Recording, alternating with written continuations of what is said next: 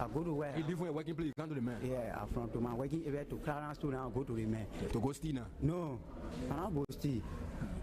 I go steal. I go to yeah. How you question me, man? The thing you want for me to explain for you to understand, then you still questioning me, doubling the question. How many talk clear now? Okay, let's go now. I beg you, sorry. I say. When I call you in the night now. When a man call me in the night. Yeah. He asked me, say, how many of you are working to the area? I say, we are 3. You told the message you're 3. Yeah. So he said, I want to give you tea. To carry to the message you want to give you what? Tea. Have milk tea. Have milk tea. Oh, milk tea? Yeah. For you to drink? With bread. With bread. 3 pieces of real bread. With egg inside? With egg inside my butter. So when I carry it to the man, say carry it to the man. When you give it to the man, then you must come back to the car. So the food the man give you now, you carry it so you can go convince your friend now. Yeah. When I give it to the man now, the man say thank you. I say okay. The man say, oh, where you going now? I say, oh, I'm going right here. So one of my friends called me. Yeah, the same man you going to now? Yeah, the same man. The man tell you say he want for you to go steal. No, yeah. So when I go to the man, he say clean the car. Then they are 2 now. In a jeep. In a jeep. Then they are 2. A big jeep, oh. Yeah. Black big jeep. 4 jeep. 4 jeep. Yeah. So when I clean the car now. Air condition all inside. No. Papi, you can't wait for me to spin now. I'll leave the whole town now. You can judge people. I just asking you a question, sorry. You can judge people like can come here. No, I'm a journalist. I beg you, sorry. The way you double in the question, you say when I move from here, I'll free. You say when I move from here, I'll free. You say one talk again. I wanted to make a whole talk clear to you, but you double in the question. Hi, land looking, hi, looking, hi, looking. Then you want force another more word there again. Why not be looking to the top? I'm not going to talk again. And said they call me to the office. I go explain. I think you explain to me that you come to get fair. You say you carry the tea to the man. After you carry the tea to the man, and you come now. So what next now? And for me, I will not fair. Nobody, you getting very. You say asking you too much question. Hey, the explain things. Say make your egg and bread. You bring it. Okay, sorry. Now I say sorry now. Okay, sorry. If you, I will not ask you the question again. Okay, sorry. When I give you answer now, then. Okay. Explain again. I'm not asking you no more question again. Okay, let's go ahead now. Go to school. The English say I need the English. Okay, sorry. Now I say sorry now. Sorry. Say Adi, you take time. You take time. I'm taking time. Okay, sorry. Okay. I said I can take time to explain. Yeah, okay. You say rest there, you brought dirty rest in the country, your caution done. I asked somebody rest yesterday. Not a dirty rest. But what you say, you say the people in the plaza you say that you pull it down. So I don't expect you to say anything otherwise. When I hear somebody telling me that Gifty was making love to Peters in the car, only Jesus can tell me that I will accept. Only Jesus. No CID, NSA, FBI report will make me to accept it. No kind of a report will make me to agree that Gifty Lamar was in a car on Broad Street having sex. Whereas when we went there, I was there when police opened that vehicle. We noticed that there was sand in her shoes. So the Broad Street play got sand now. Broad Street got sand. What part of Broad Street is sand coming from? I refuse to accept that. Anybody wants to get angry with me, let them get angry with me. I refuse it any day, anytime. Gifty Lamar never died on Broad Street. She died somewhere else. They were brought on Broad Street. I say so. I, Solomon Claudius George. Musa Belete stole 180,000 in tax money from the Liberian government, for which he was dragged to court. 2012, he was announced convicted. This is the man also condemned by FIFA as a fraudster. This is the man who is in the midst of the CPP, and the CPP is now throwing what I call a cordon sanitaire around him. Now, if you have a guy who is a potential contaminant and you have it in your midst, what do you think will happen? He will contaminate everybody. This man is a walking corruption virus. Anything he comes in contact with, anything he touches, he contaminates. The CPP will be contaminated very soon because my own Liberty Party is now contaminated. People in the Liberty Party who took Picot Trust for ability today, they are defending him up and down the country. The People's Liberation Party, through the National Executive Committee and the GAC, has with immediate effect suspended for time indefinite and to face the Grievance and Ethics Committee for the investigation for their respective actions. Those suspended and removed are Mr. Jerry K. Colley, former chairman, Bond County, suspended. Mr. Mohammed A. Billity, former chairman, Margibi County, suspended. Mr. J. Emmanuel Green, former chairman, Grand Cape County, suspended. Mr. Oscar Holmes, former chairman, Bombay County, suspended. Mrs. Evelyn Yakoli Morris, former chair, Nimba County, suspended.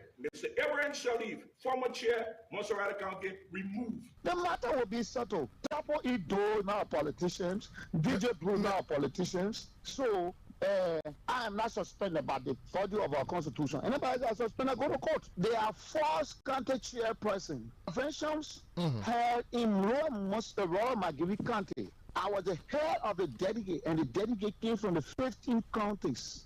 Those that were elected from the convention, before the convention, to serve as delegate, to elect our official of the party. They are the legitimate chairperson. If you went to one district before, you told somebody from there, you say, who wants to say you want to be contesting, then you say you are Montserrat County chair. Then you do it to rob the president of the Republic of Liberia. Unification Party calls for the immediate suspension or dismissal and subsequent prosecution of latest boss, Professor Francis Ware, and his deputies Lawrence George and Wilbur Smith, rector and rest of the current state. The recent LSC report is yet another testimony to how common criminals and fortune hustlers have taken over the state and are looting the state on an industrial scale. As of today, Thursday, March 16, 2023, student politics on all UA campuses are hereby suspended until further notice. The suspension comes in the wake of the many violent disturbances on the University of Liberia campuses. Students are mandated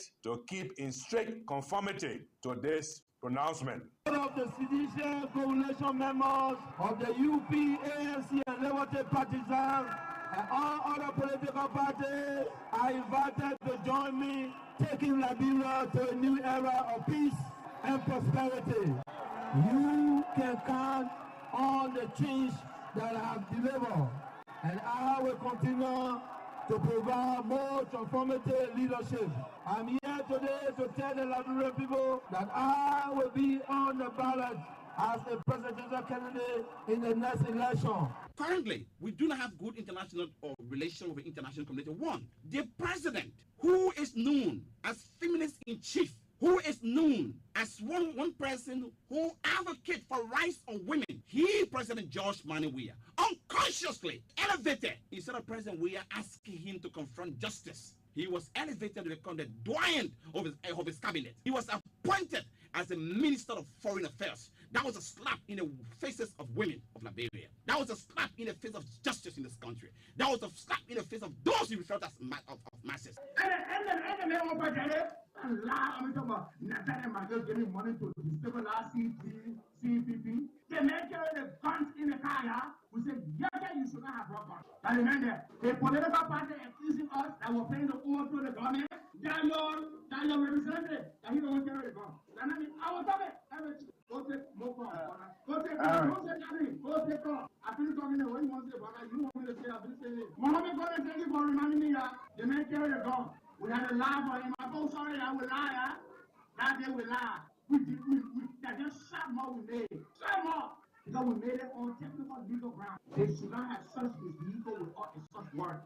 You think we don't know Opon gave you money to come and support the CPP? You took money from Dr. Kassé. I want in the CPP. You say your institutions are business institutions. Anybody that give you money, you will promote them.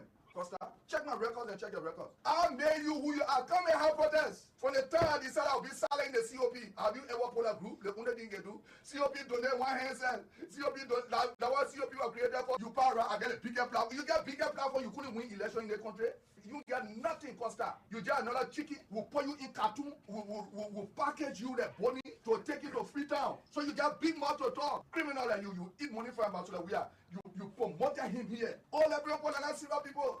What did they want Ambassador Weah to do? The man doing well today like Ambassador Weah. That is what you do. October this year, there will be 3 primary candidates on the ballot. Other people will be running, by the way. But the Liberia will have 3 choices. The choice will be Alexander Cumming, or Joseph Boakai, or George Weah. That will be the 3 choices. Then Liberia will decide, and then we'll all live with the benefit or the consequence of the decision. Councillor Bronski, one person brilliant, and the moment he died, the Labour Party died. The Labour Party is a headless chicken. Headless chicken has no leadership. And having an institution, having a group, such a group, in a collaboration is a threat. Because firstly, you need people to take leadership. And secondly, the Vice President Joseph Newman Boaka has no vision for this country. Because if you is the eldest among those who are contesting, you should be the peacemaker. He referred to Uri as a Congo man and said to the same people that we have to collaborate. Since I declared my support for Joseph Newman Boaka, I've been the target. And let me be honest, who don't know, there is a serious campaign to ensure that Joseph Boaka is denied the chairmanship of the CPP. People in the Liberty Party are substantially engaged. I'll give you recording to that effect. I didn't want to be defeated, like I said. The answer was still engaged in undermining of JMB. And I openly declared my support. I'm from a country that has 6 ethnicities, with culture, with traditional. We got our norms and folkways, we got our morals, we got our do's and don'ts. I'm a traditional person. How would I support something I don't know about? Solidarity means a whole lot. What is happening to us now? Look, let's be honest, man. What are you demonstrating for? And this is why we're having problem in this place. Because you got these so-called uneducated characters here creating problem for us.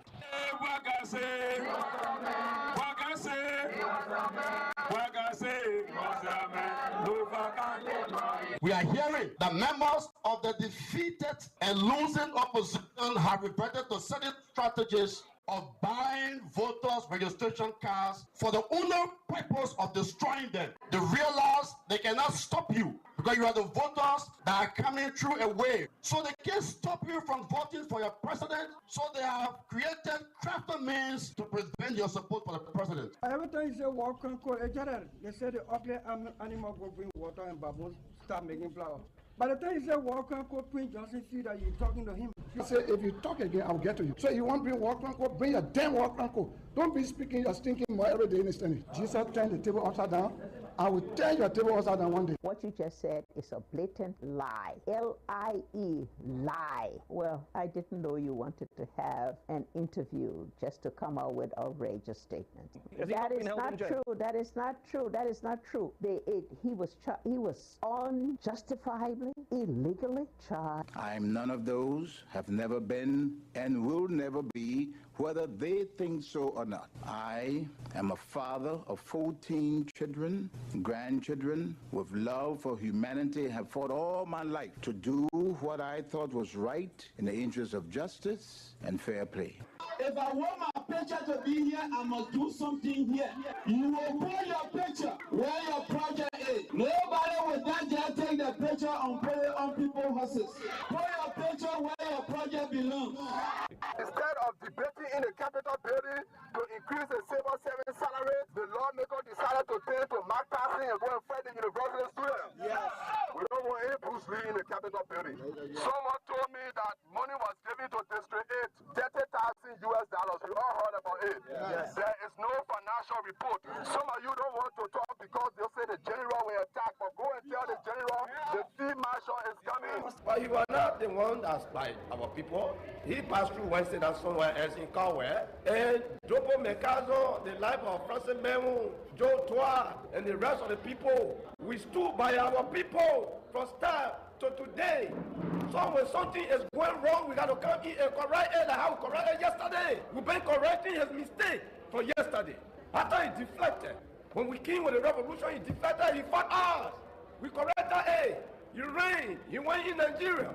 And I moved on him there, on a base. He ran, he went in Nigeria. We corrected that. No, but they say I'm money to the bank. What about And so we were told by Finabono that on the 15th of this month that we're in now, August 15th, beneficiaries are going to start their payment. Then on the 20th, whether we're going to be paid. But to our utmost surprise, on yesterday, which was the 24th, we got rumor that Fina is giving our widow 2,000 Liberian, 2,500 Liberian dollars. Senator, I tell you what, Senator. Yeah. He said, oh, our mother, I appeal it to you. Whatever, I will pay your money. Yeah. Why you get paid? Why you get paid? Who advancing you? Why they advancing them? Taking money.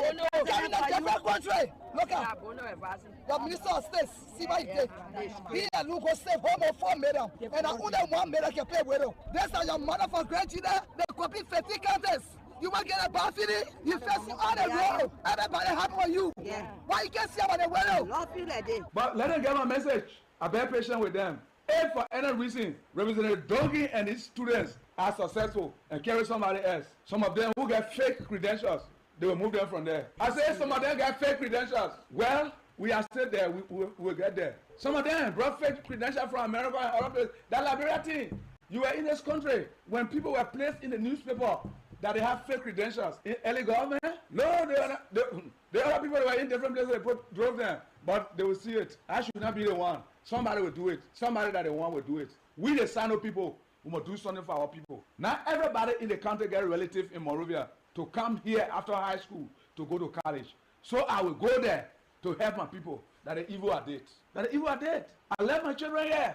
I left my church. I said I will help Sano people that the evil are dead. So let them go ahead. If God will help them, amen. Fight your politics on the issues, not argumentum ad hominem. You leave the issues and you attack personalities. No. We are not interested in anything that will honor my peace. We're not interested in anything that will ferment chaos in this country. Monserrato, Mount Kapulu, Manjibi, Boom, and everywhere you go. We are This is ABC Radio 105.1 FM. Hey everyone, it's your girl Antonio, Miss Royalty Baby, and I want everyone in Liberia to know that I love listening to 105.1 FM. We're prosecuted here.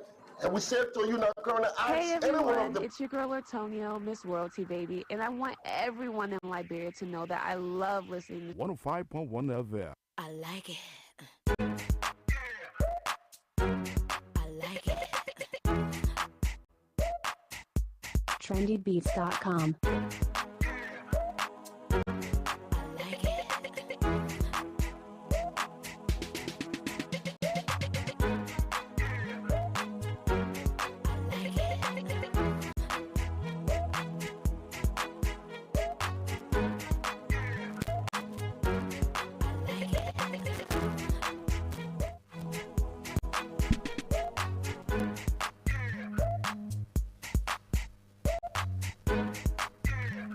A cold morning in Monrovia, cold morning across parts of Montserrado County.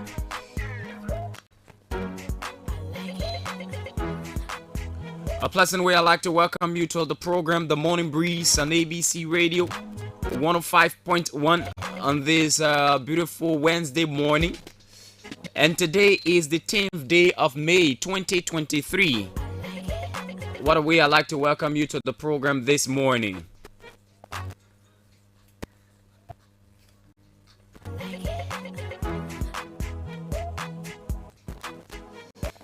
Okay, this program brings you out of the topical issues in our country, Liberia. And also bring you the movers and shakers of the news in Liberia as well. And bring you critical analysis of issues happening in our one country, Liberia. My name is Fidel City. Of course, I'm here this morning, and it's great to be with you on this morning's presentation. And so, welcome to the program. Lots of things to talk about. Lots of things to talk about. As we move to elections, of course, there will be alignments and realignments. There will be cross-carpeting. There will be throwing of political blows, allegations and counter-allegations. But it is our responsibility to make sense of all of those allegations that will be made by different political actors. And that's why we are the Fourth Estate. And so welcome to the program this morning. As always, bringing our motivational quote, our African proverb. We'll go across the country and speak with our correspondents and give you our traffic alerts as well. And then talk about those issues happening in our country. And so welcome to the program this morning.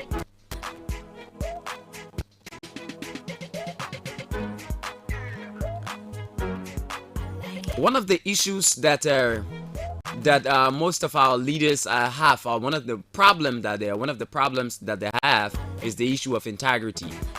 And so questions of integrity will come about regarding different candidates and those are aspirants, those who are contesting or opting to contest in the elections.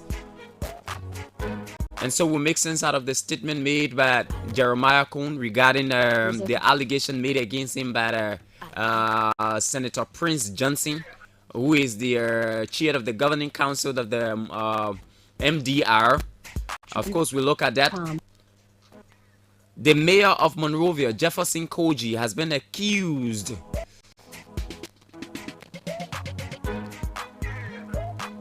of bringing in arms into Liberia.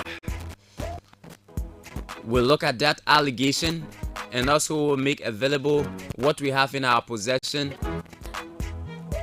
Told the public, it's our duty to inform the public regardless of who's involved and who are those individuals involved. It is our responsibility to bring it out to you, okay? The U.S. ambassador has been awarded. What is that award about? We'll also be telling you. As you may well know, the second phase of the biometric voter registration exercise ends on tomorrow across 9 of Liberia's 15 counties. We will tell you exactly how it has been in parts of Liberia, in those 9 counties, how it has been and how the process has been. Has the NEC taken corrective measures based on the experience that they had in during the first phase of the biometric voter registration exercise? We'll be talking about that this morning. And so we also anticipate your participation as we move on the program.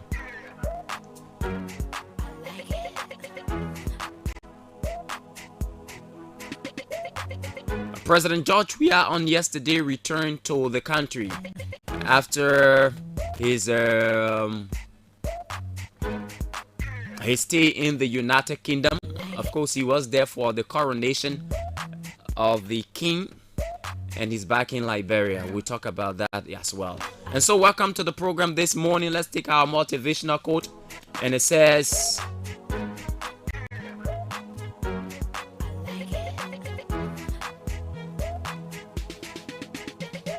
success is not how high you have climbed, but how you make a positive difference to the world.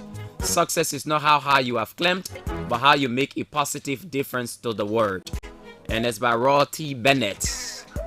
Yeah, you can climb as high as you want to, but if your success does not translate to making a difference to the world, then that success is just for yourself, and it's not for the world. Okay, let's take our African proverb this morning. What does our African proverb says? And it says, the man who loves an unsightly person is the one who makes him beautiful. The one who loves an unsightly person is the one who makes him beautiful. Regardless of your flaws and your shortcomings, once you are appreciated by someone, you are the person who makes that person beautiful. Yep, that's our African proverb and our motivational quote for the day. Use them as guiding tools towards enhancing the activities in your day. Okay? And so that's it this morning. Let's take our traffic alerts this morning as well on the program. This is the Morning Breeze on ABC Radio. Just in case you're listening to us via the radio, all you need to do right now is to go to your Facebook page and type in ABC Radio 105 Official. Yes, go to your Facebook page and type in ABC Radio 105.1 Official and type in and start in that, and what you do is like our page and follow as well.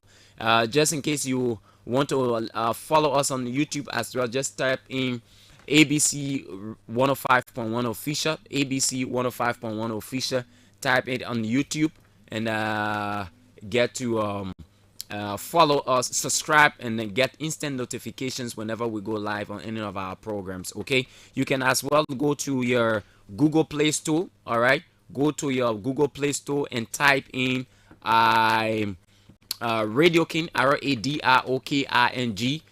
Type in Radio King and get to download the app. Once you download the app, you search for ABC Radio 105.1 Official. That's ABC Radio 105.1 Official. Type it in, and then Once you type it in, you download, and you can listen to us live. You can do same for the Apple Store. Yeah, if you have an iPhone, just type it in. Radio King, RADROKING. Type it right in, and once you download the app, you search for ABC Radio 105.1 official. Okay, so those are the different platforms through which you can listen and watch us live on the program this morning. Okay, so you can make use of any of those platforms and get us loud and clear, either through visual or audio, depending on which you decide to use. But my colleague Dennis Nipson is right here this morning. Good morning, Dennis. Good morning, Fidel, and it's good to be back this morning. How was your night? Okay. Yeah. The high. How was yours? The high. Okay, says a lot.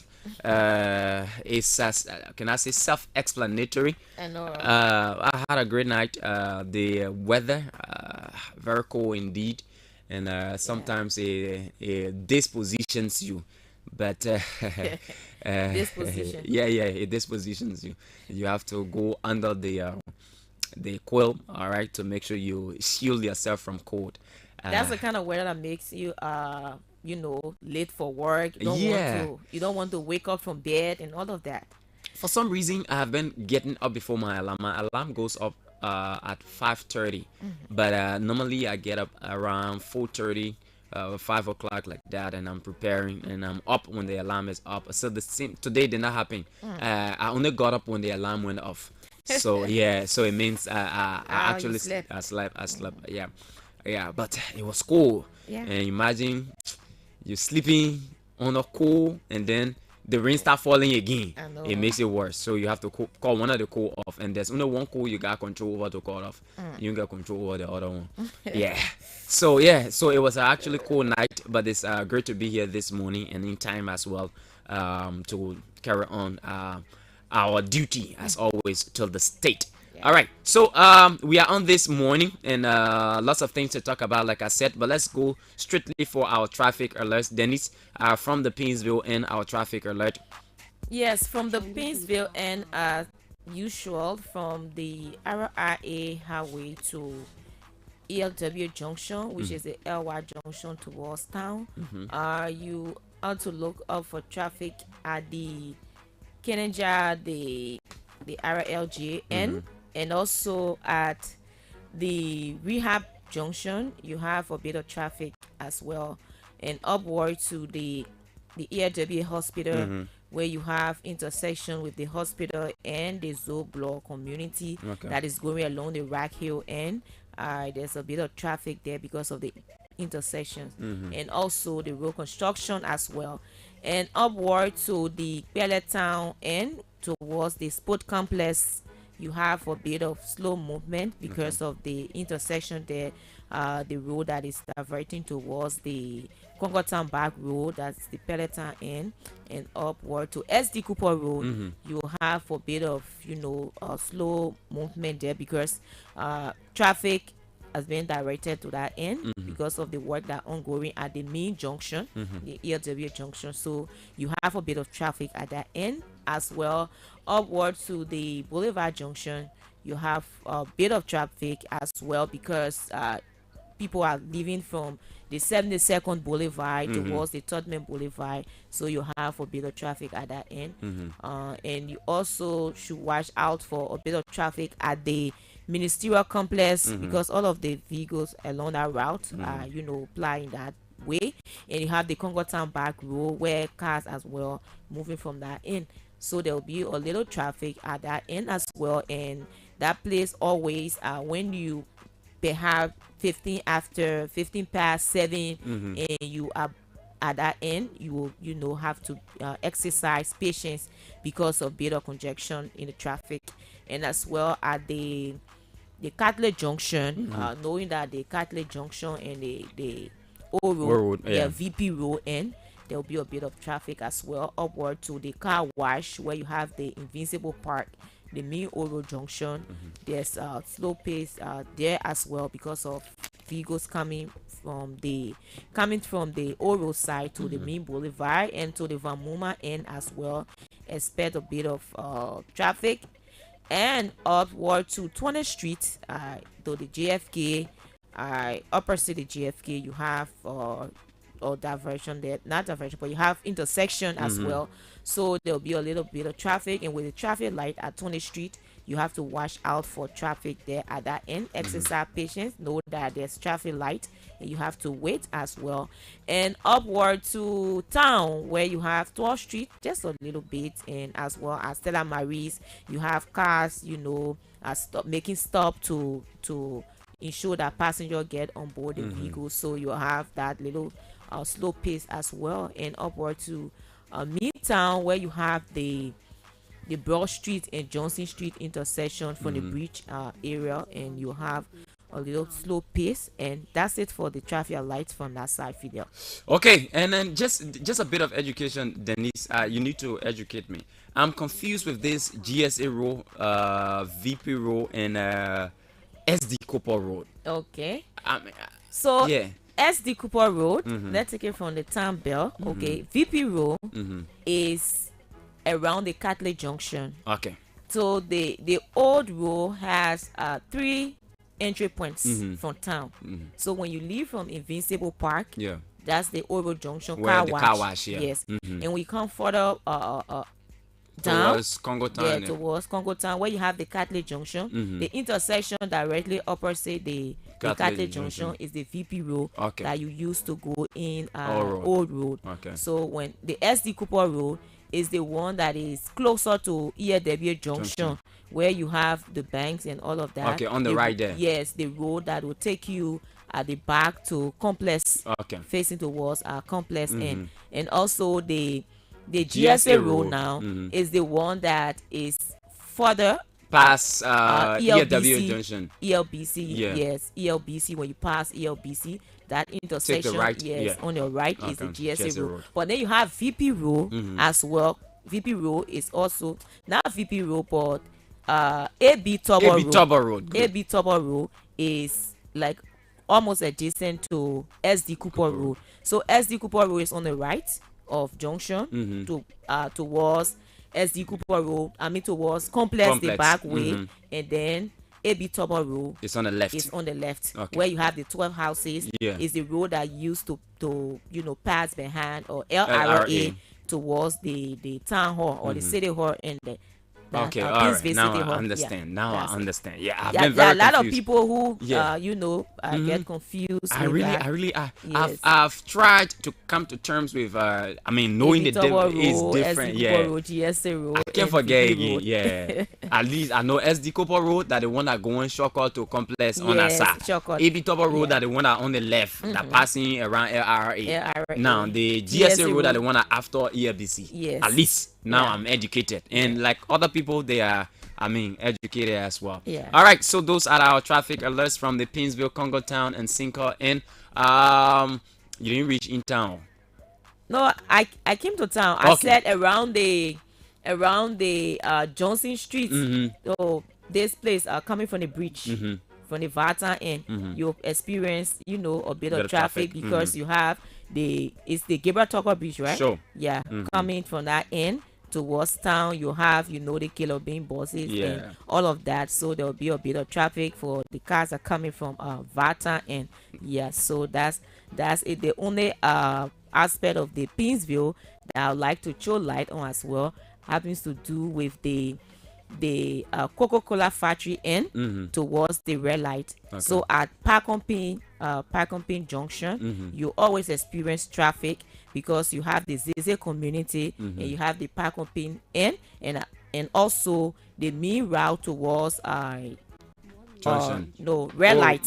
So you have that intersection is always congested. Has that route open now? Is it open? Yes, yes. People are using that route now. They have done work on the road there because you have pop holes all around there, but they have worked on it, so it is open. So you always look out for traffic, especially for those who are coming from Fendale end, those who are coming from Mount Barclay. Mount Barclay, always know that there will always be a bit of traffic at the Mount Barclay intersection. But onward to town, like when you reach a Park on Pin, that's where you have to look up for traffic. And for Park on Pin, for those using the ZZ Town community at the Dupont Road Junction, you experience traffic, and the Dupont Road Junction is blocked now. So there's this detour from Park on Pin, onward the other end. Through what's the place? Rehab, going through. Yeah, not Rehab. Police Academy. Okay. Police Academy. Okay, that is using the other route. Yeah, Police Academy and at a place, a little roundabout at the Police Academy before the red light. There's a road, the detour to on the left. Yeah, to go to bypass Dupont Road to reach at the town hall, the Peaceville City Hall, and I know that. Yeah, I've used it before. yeah, that's the route now. Okay, so I think basically maybe the government doing some work when it comes to community road connections and what have you, feeder roads as they call it. That's good. It means we can use different routes to get to our different destinations. Okay, so those are our traffic alerts from the from that side, and the traffic alert from the Bourgeois Island. And of course, if you're coming from Carwell, like I did, you have to be aware of the traffic. New Georgia Junction, Carwell, New Georgia Junction, that is towards the Carwell Bridge as well. You also have to be aware of the traffic. And if you're coming from the Broadville, Virginia, and around the Saturday market, the Kuwait market is called the Saturday market. I don't know why they call it that way. All right, but around the Saturday market, the traffic builds up there. Sometimes it extends to Allen Clinic Junction. In some cases, what's the place? What do they call the junction here? Which one? Around the St. Paul Bridge end. All right, LMC Junction. Sometimes it extends to LMC Junction. All right, but at the Kuwait end, just before you get to the because there's an intersection right there, Momotown, Douala. All right, and then towards Broadville end, there's an intersection right there. There are cars that are going left through Momotown. There are others that are going straight through Douala. You also have to be aware of the traffic there as well. And as you approach the bridge, also be aware of traffic. And as you move further through Logantown, Jamaica Road, and you hit the Freeport of Monrovia, be aware of traffic because there's an ongoing road construction, and it's the right side of the road, that is when you're coming from town, has been blocked because there's work going on there. And then if you heading towards town, the Claratown, the Vartown, and you should also be aware of traffic around there as well. And around the Gabriel Tucker Bridge, the guy I was telling you about was there this morning again in the rain, working as usual. Yes, dedicated guy. He was working this morning again, and kudos to him. And if you're passing through that bridge, all I need you to do this morning is just to greet him and say, thank you very much for the work you do. Any police officer you see right on that bridge, just greet them and say thank you so much. The rain is falling. These guys are in the rain. I mean, there are some bad people in the police, but there are others that are doing very well. And you actually have to commend them. Okay, so just greet him and say thank you very much for the job that you do. All right, so that's the traffic alert from that. And if you're coming from the Japanese Freeway end, of course, be aware of the traffic around New Georgia Junction, around Battendersville Junction. And as you push towards Freeport, like I said, you also have to be aware of the traffic there as well. So those are our traffic alerts intended to put you in the position to be aware that there are traffic congestions ahead of you, and you should brace yourself. If you wanting to come to town very early, it means you have to get up early in the morning to be here on time, like we do. Yeah, you got to spoil your sleep, inconvenience yourself to be to where you have to be on time. Okay, those are our traffic alerts. And Dennis, you have to go across the country right now this morning, and let's speak with our correspondents and find out what's going on in other parts of Liberia. This is the Morning Breeze on ABC Radio 105.1. And of course, all of these segments are intended to keep you on the rare alert and to know that, yes, there are natural happenings around you that you have to be aware of instead of just coming unaware and not being aware. And if you're coming from out of Liberia, maybe it's your first time in country for a long time now, of course, these traffic alerts are intended to also guide you as you make your movements across the country. Okay. So I'm trying to get to Grand Bassa County where Prince Yukonje Wonplu is our correspondent, and Grand Bassa County. Let me get to him and show that he's on and bring her up to speed as it relates to what's unfolding in that part of the country.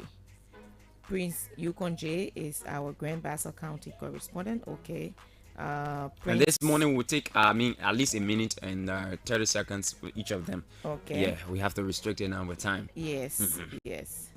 Let me get to Grenco County. Prince is not reachable at this point. Let me get to Frederick Kumen, who is our Grenco County correspondent. Speak to Frederick and know what is unfolding in Grenco County at this point in time. Okay, Frederick is on. Let me get to Frederick. Good morning, Frederick. Good morning, Janice, and let me say good morning to the people of Liberia. Okay. Bring her up to speed as it relates to the unfolding in Grenco County. Well, Grenco County Office of the Ministry of Education has called on parents and guardians to take advantage on the eye training and D1 exercise expected soon in the county. What is that? The Human Resource Officer, Gabriel Jogo, said the exercise is expected to be conducted by the Ministry of Education with support from Side Savers in partnership with the Ministry of Education.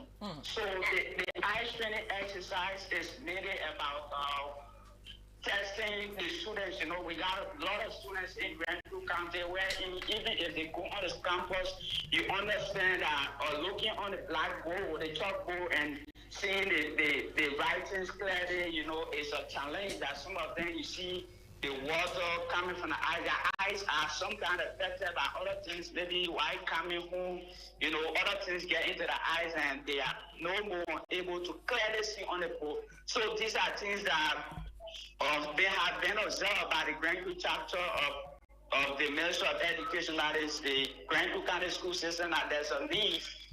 Trainings, you know, are conducted to see how best those students can be catered to, you know, in making sure that they'll be able to see clearly, because it's been a major challenge really. Some of the students, because of that, they are no more going to school. Rather, if they go to the health sector, they give them shapes, eyeglasses, you know, to put on a shape, but at times go by, it cannot work up. So they are encouraging all of the students in Grenco and even those that are not in school to make use of the opportunity, especially through the parents, to call their children on board so that the opportunity can be utilized, and even those that are on the go fee, because one day they will have to go to school and experience the same thing.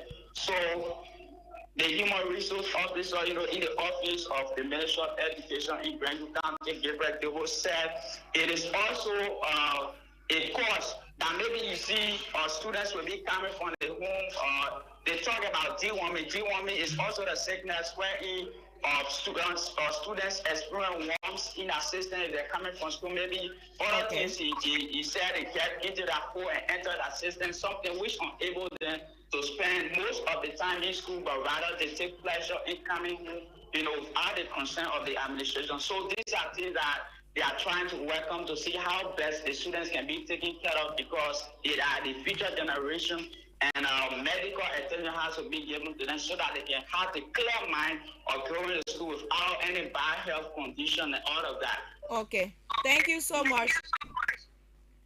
All right, and that's Frederick Kumen from Grenco County. Still in the southeast, we will go to Maryland County to speak with Mensa to hear what exactly is happening in Maryland County, as he will bring her up to speed in that part of Liberia. It is important that we, abreast you with issues unfolding in the counties so that you get to know that Monrovia or Montserrat is not Liberia, and you have to know what is unfolding in the other parts of the country. So Patrick Mensah is our correspondent in Maryland County. We try to establish contact with him to bring her up to speed as it relates to what's unfolding in Maryland County. That's important that we do that, and we are trying to get to Patrick Mensah. I don't know whether it's raining in the county as well, so perhaps all of them. Okay, I will come to our Nima County to get to our man.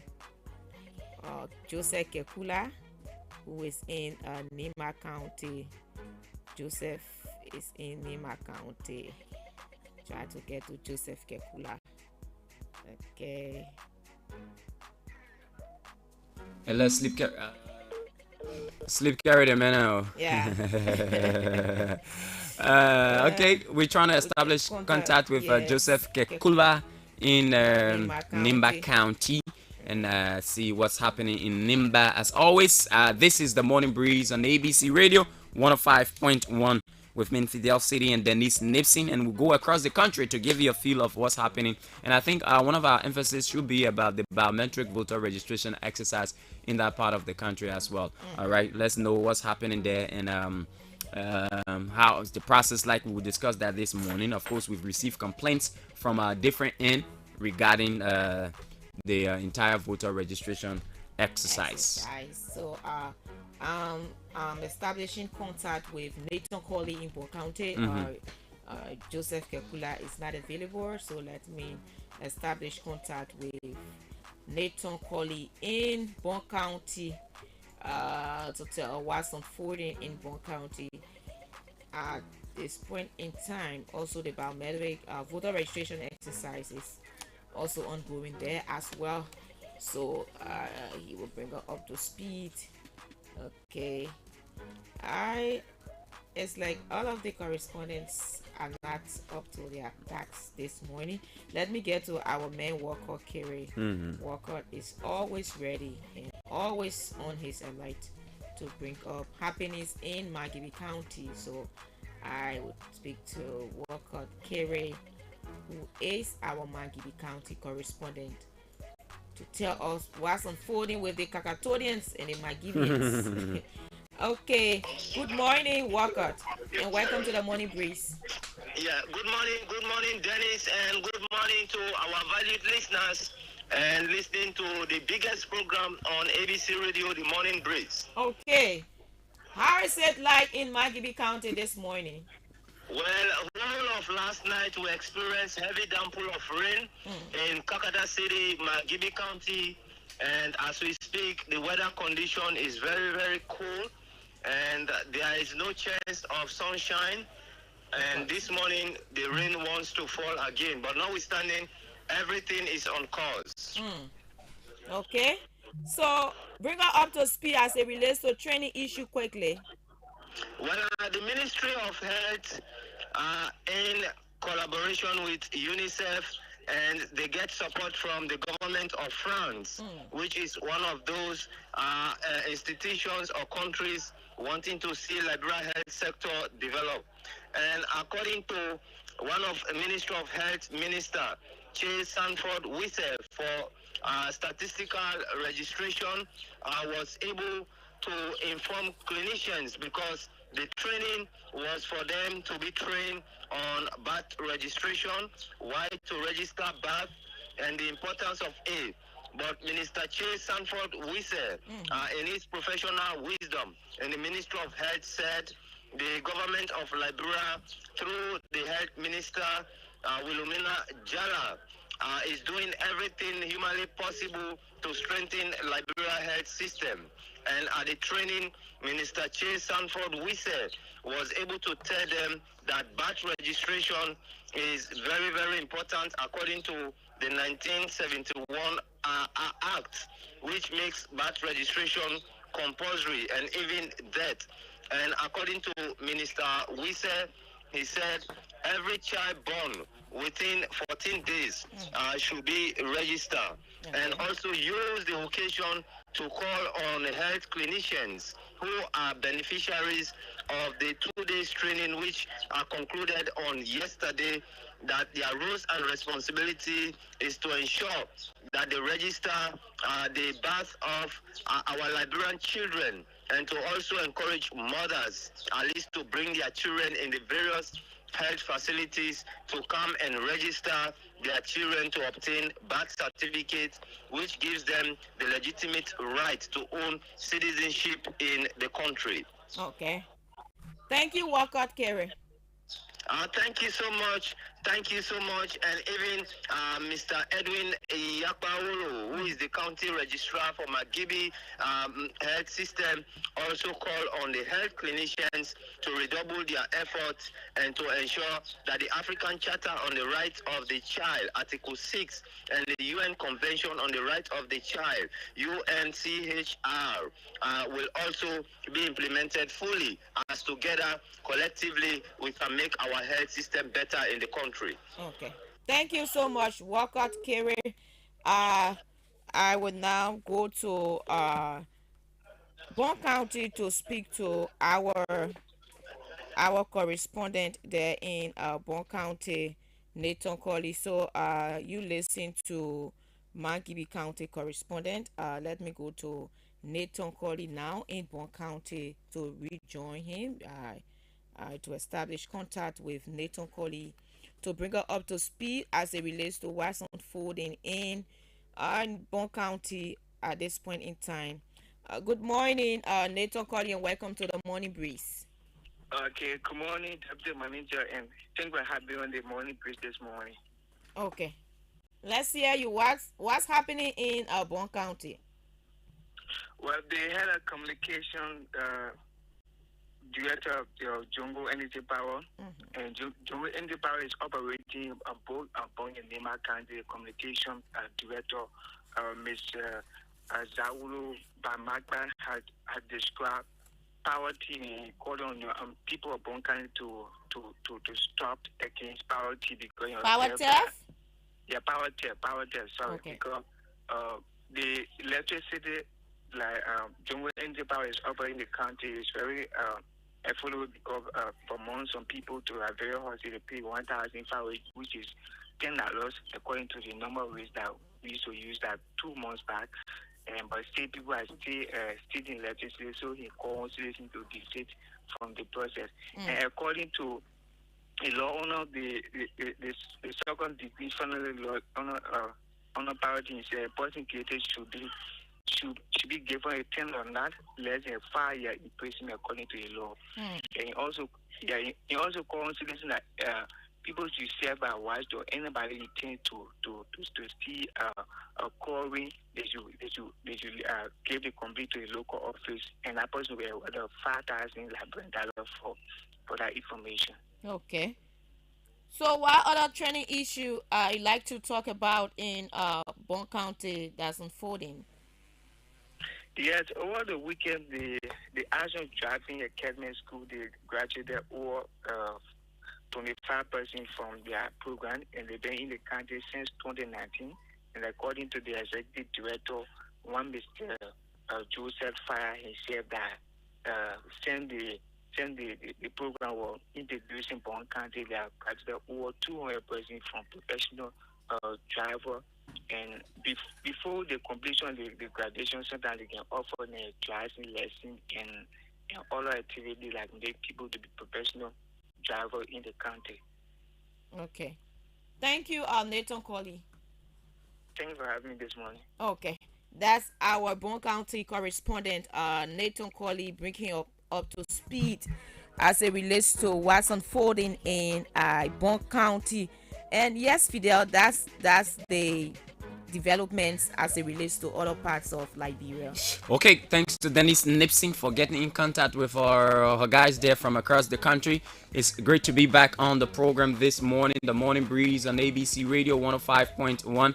And of course, we are back to doing what we love to do early morning, every morning, right here on this platform. Dennis, tomorrow the biometric registration exercise comes to a close, and of course, as it was in the first phase, the second phase of the exercise has not gone short of excesses that were experienced in the first phase.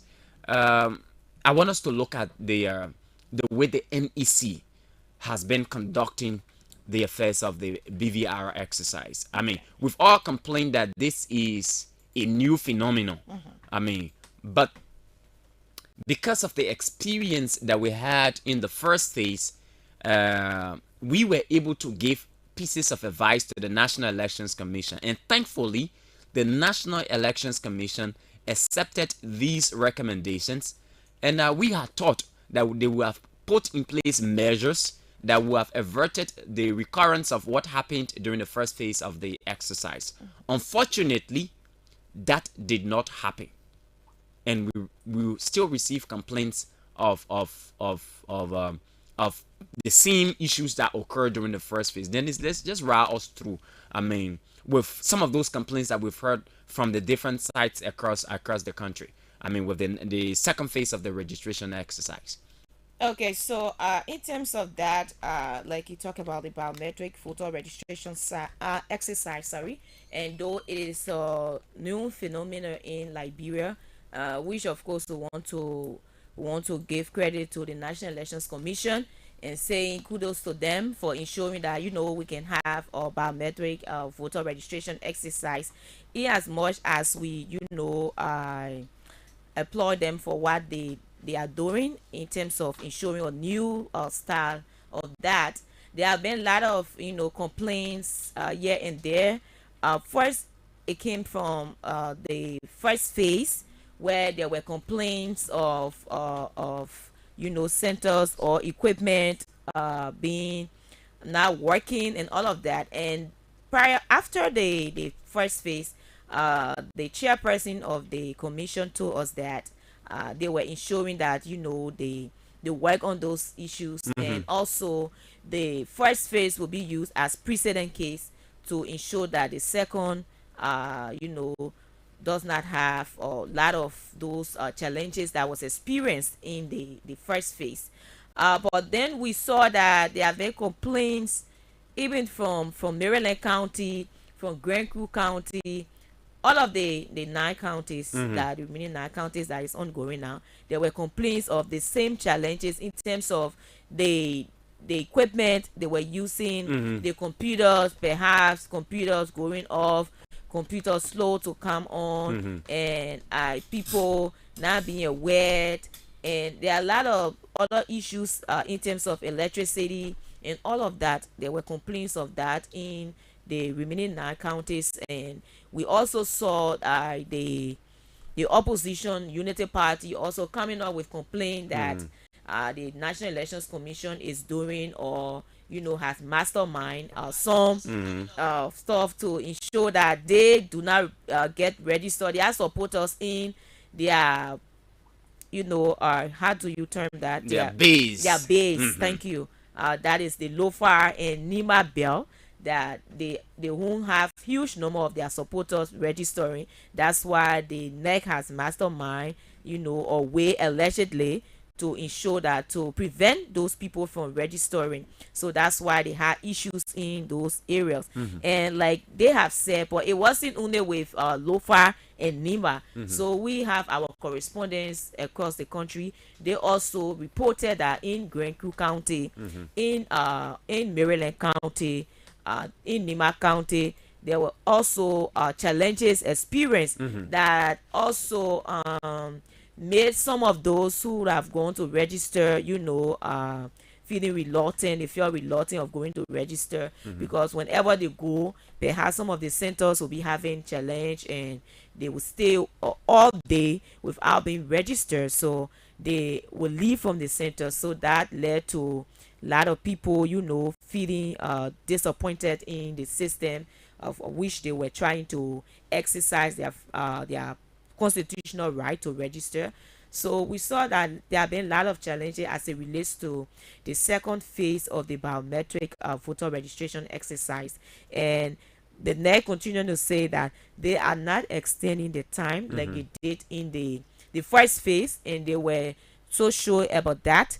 And there are people who complain that yes, the system were not working, so we cannot go. And the issue of awareness, there are others in other parts of the country, other counties that experience that. I think because of the lack of awareness, even pregnant women and even those who the older folks as well, were not giving much chance to register in terms of preference.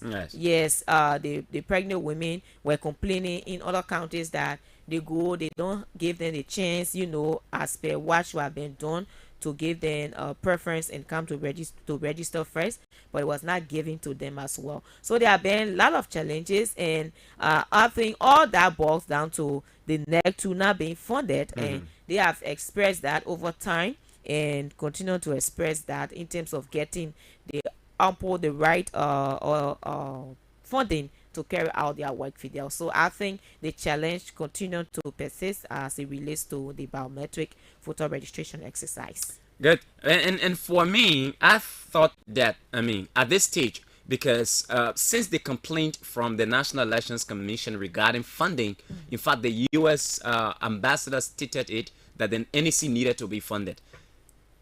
It has been a while now.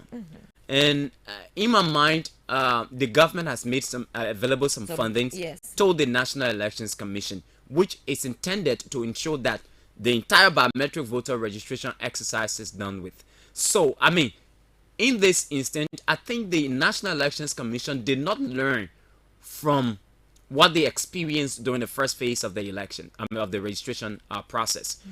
We know biometric registration is a new phenomenon in Liberia, even though others have objected to it and consider it not a biometric process. But we see it as that. Yeah. We give the NEC, credit. the credit for that. Now, but one of the issues that we made mention of was this issue of the malfunctioning of this equipment, and that these solar systems, because they are already being used in Monrovia. By the way, around the first 5 counties, 6, right? Around the first 6 counties, those equipment were used. They were only transferred to other parts of the country and with other equipment that they had in store.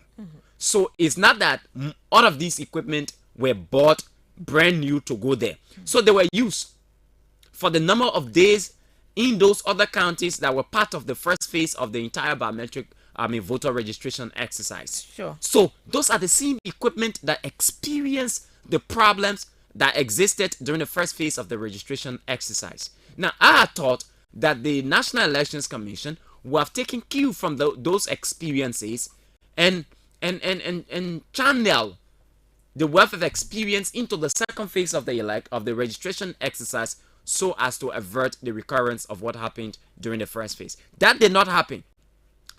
Our correspondents reported, for example, in Lofa County, that there were centers that went 2-3 days without any registration activity because the cards had finished, because the machines were malfunctioning. All right? Yeah. So imagine the number of persons that were disenfranchised.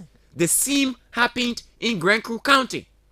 A lot of people did not register. Pregnant women were moved from their towns and villages to go to the registration center, and they were turned down. Why? Because the machines were malfunctioning. Now, if you disenfranchise people at that level, because the thing is, those who live in the hinter part of Liberia, they only have a day or two to make available for the registration exercise. In fact, that only had to be made available based on, the town chief, coming in, sending around town crier that this particular day is dedicated towards registration. And so you are not going to your farms, you are not going to fishing, you are staying at home, and you are moving to the next town to go and do your registration. When these dates are set and these individuals go to these centers and they are not registered, what happens is that they will not go back there. Or there's a likelihood that all of them that went there will not go back there again. And the intent of this registration exercise is to make sure that Liberians who are of voting age are able to register. When they are disenfranchised to this level, where because of the inefficiency of the National Elections Commission, they are allowed not to register, and they go to their different homes, and they are not able to come back. A pregnant woman will not go today and be able to go tomorrow again, where she has to walk an hour or 2 hours distance just to get to the registration center. So these people are intentionally disenfranchised. They are intentionally disenfranchised. And it's more or like saying that you're not supposed to vote. That is the indication that you're not supposed to vote. And you will not vote.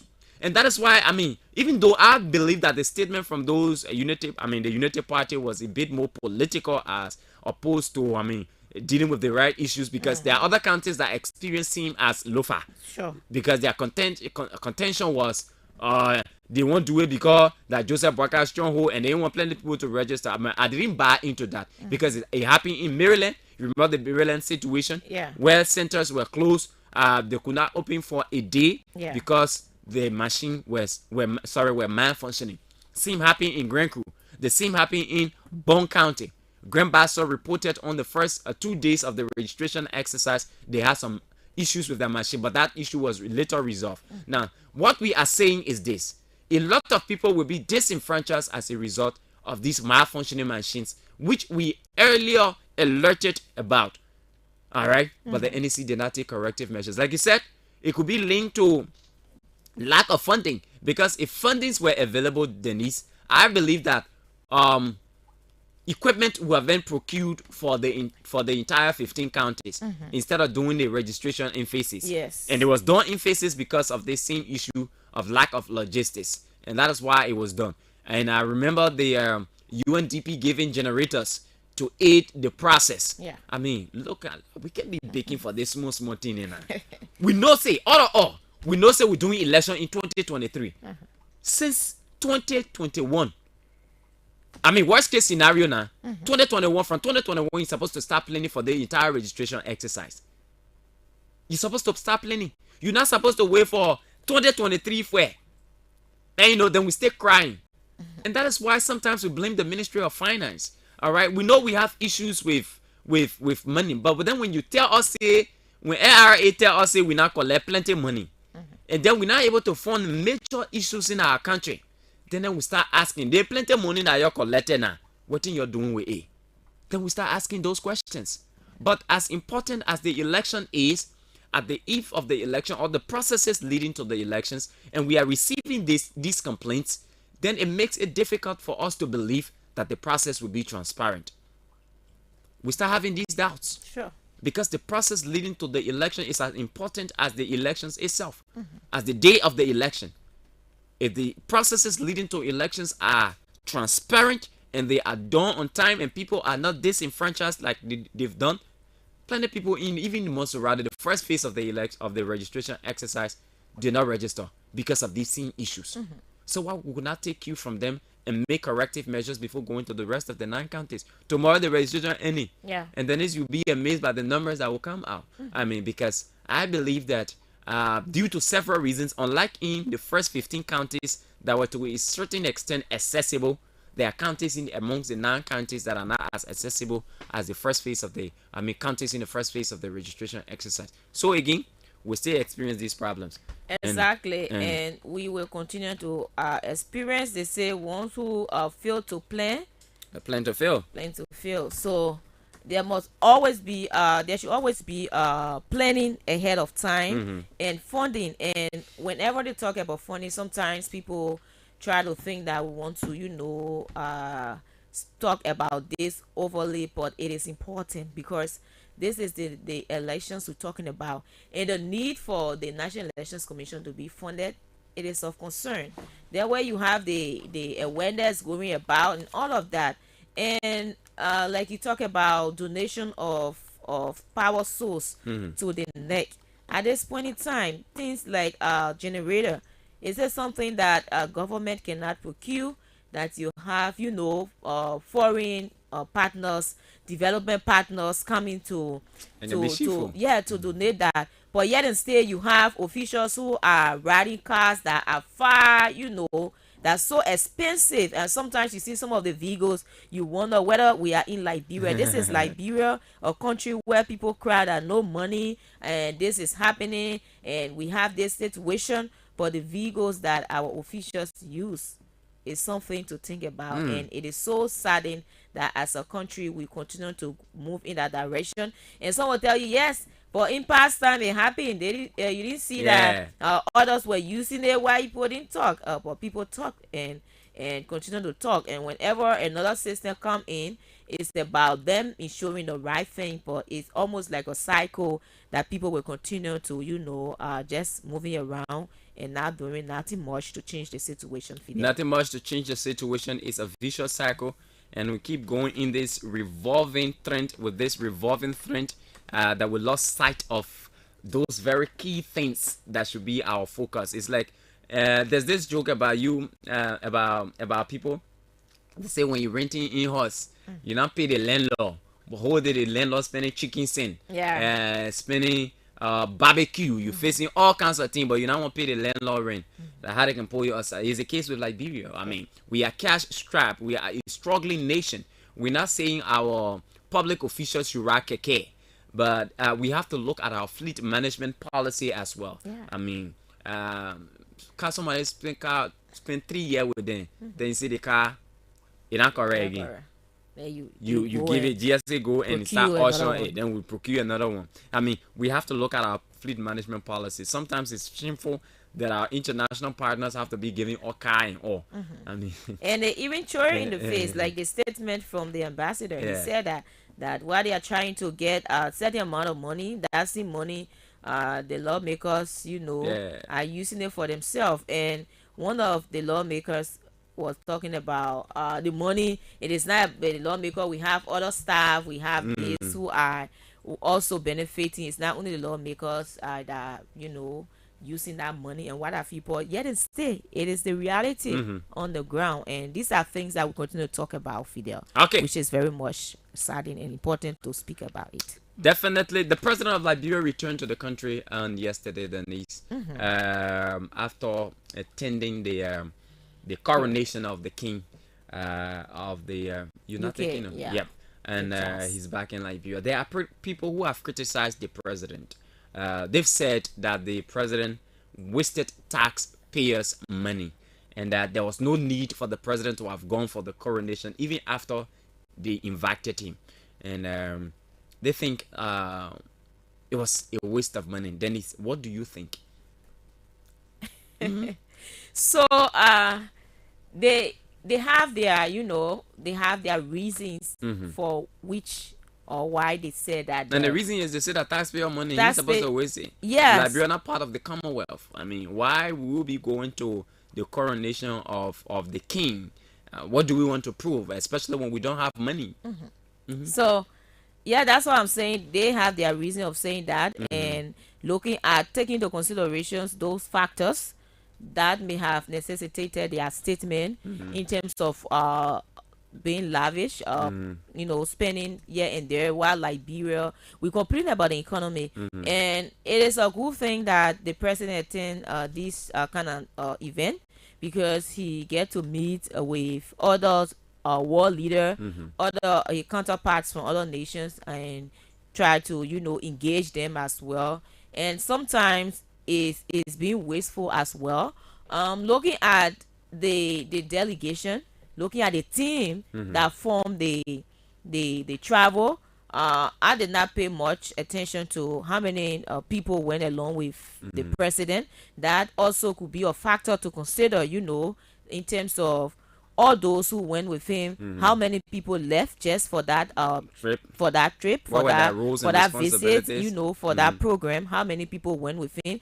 If you found out that there were a lot of people that went along, then that can be termed as a waste of public resources, in terms of just going to attend a coronation and come back, return to the country, nothing much of business talk and what have you. Though people will say on the sideline there perhaps be possible talk, but in terms of who go along, why are they going along, all of that needs to be taken into consideration as well. And also at times, the president has traveled a lot. He has been to other countries. There are times that sometimes he just forget about the trip, send perhaps your vice president or send the foreign minister and go and represent me.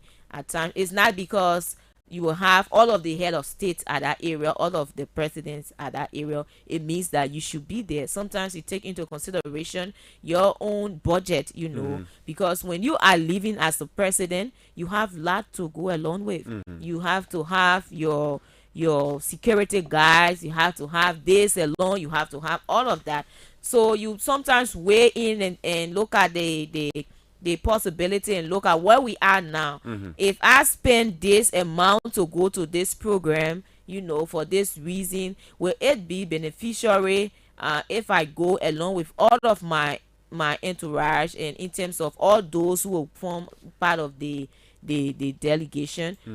Will it be beneficiary? If not, if it's a lot to spend, then let me send someone who, you know, will be less in terms of expensive to go there, so to know that this person represent us. Yes, we were represented. It doesn't mean that because you didn't go and you send somebody, meaning that they did not recognize you. You can send your foreign minister, you can send the vice president to go along with you as well.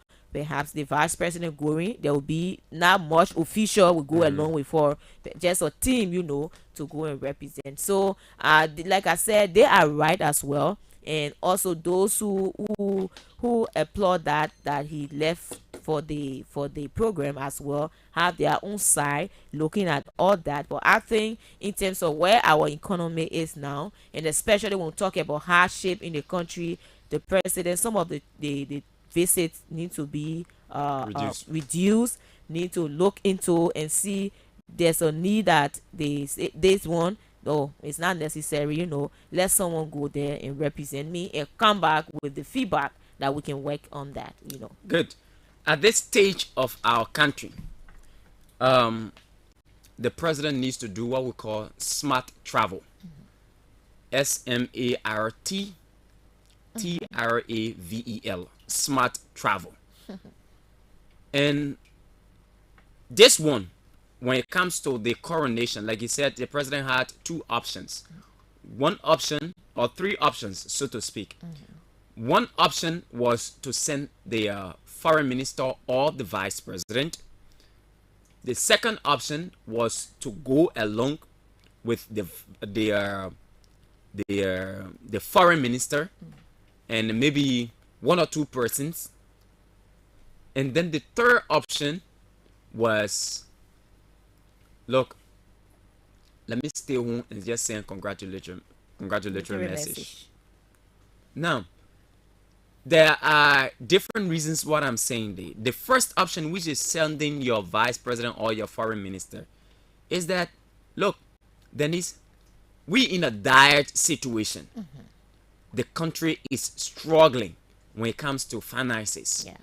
It is hard time we begin to spend our money, all right, as and when the need arises. That is, let's spend it on things that are very immediate and are of emergency to us. Now, had the president sent his vice president or foreign minister, like you said, the cost of their going would have been far lesser than the president going. Exactly. It would have been far lesser. In fact, it would have just been the president, I mean the vice president and the foreign minister and maybe one or two of their aides. Now, that did not happen. The president also had the option of going there, but going there with a small number of persons. And why are we saying this? And the significance of his going there would have been because he wants to meet with, I mean, different partners. At that stage is when you plan sideline meetings. I mean, you could have gone with the foreign minister as well. And that is the importance of having a foreign minister who is in touch. A foreign minister that is diplomatically savvy. That's the essence of having. Because that foreign minister is able to pull strings. You are going to the United Kingdom, for Christ's sake. There are lots of heads of states that are going there. You can negotiate, depending on the ability of the foreign minister, to have sideline meetings with individuals that are attending the coronation. That would have been an opportunity again used by the government, because you are using that one stone to kill two birds. You'll be attending the coronation and you will be having sideline meetings. The fact that we've not seen anything on the Executive Mansion's website or the Facebook page of the Executive Mansion, it means there were no sideline meetings held by the president. At least that's what we know.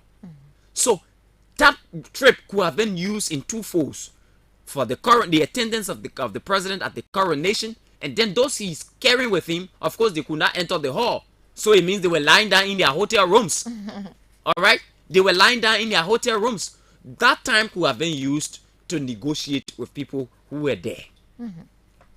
That was a perfect opportunity. Again, that did not happen. The third option was the president sending a congratulatory message to the people of the United Kingdom. Because, and in there, again, as diplomatic as it is, in that he can state the reason why he's not going there. Look, we already used to begging. Everybody knows Liberia begs a lot. Everybody knows that Liberia is a country that has begged for the past 100 and over 60 years. Liberia. So there's no anything. You're not going in a letter to beg. You went there and say, I'm not coming.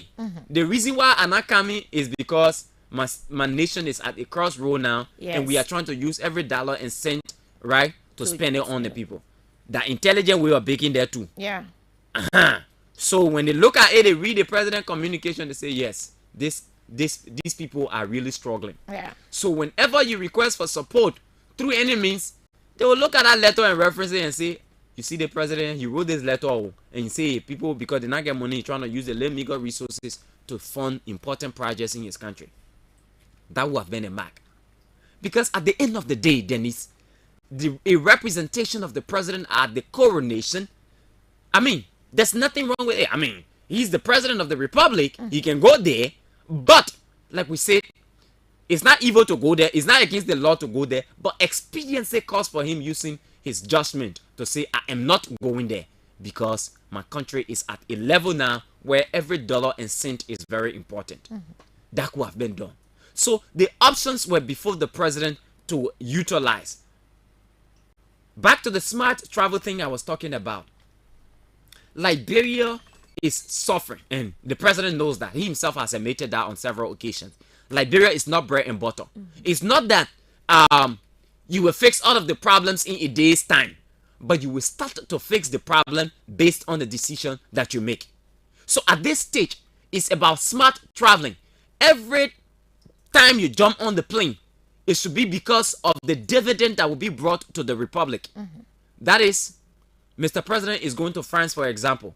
He's going to negotiate for maybe the educational sector. Maybe he's going at the level, because it's at the high level now. You don't want to send your education minister. Yeah. You don't want to send your foreign minister. So yourself, you go there to make representation. It's understandable.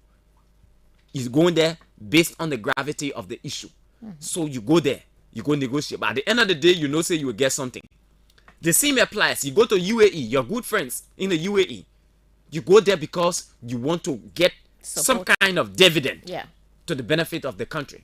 So some of these travels about attending occasions like, okay, they inaugurating the other president. Then you jump on the plane and go there.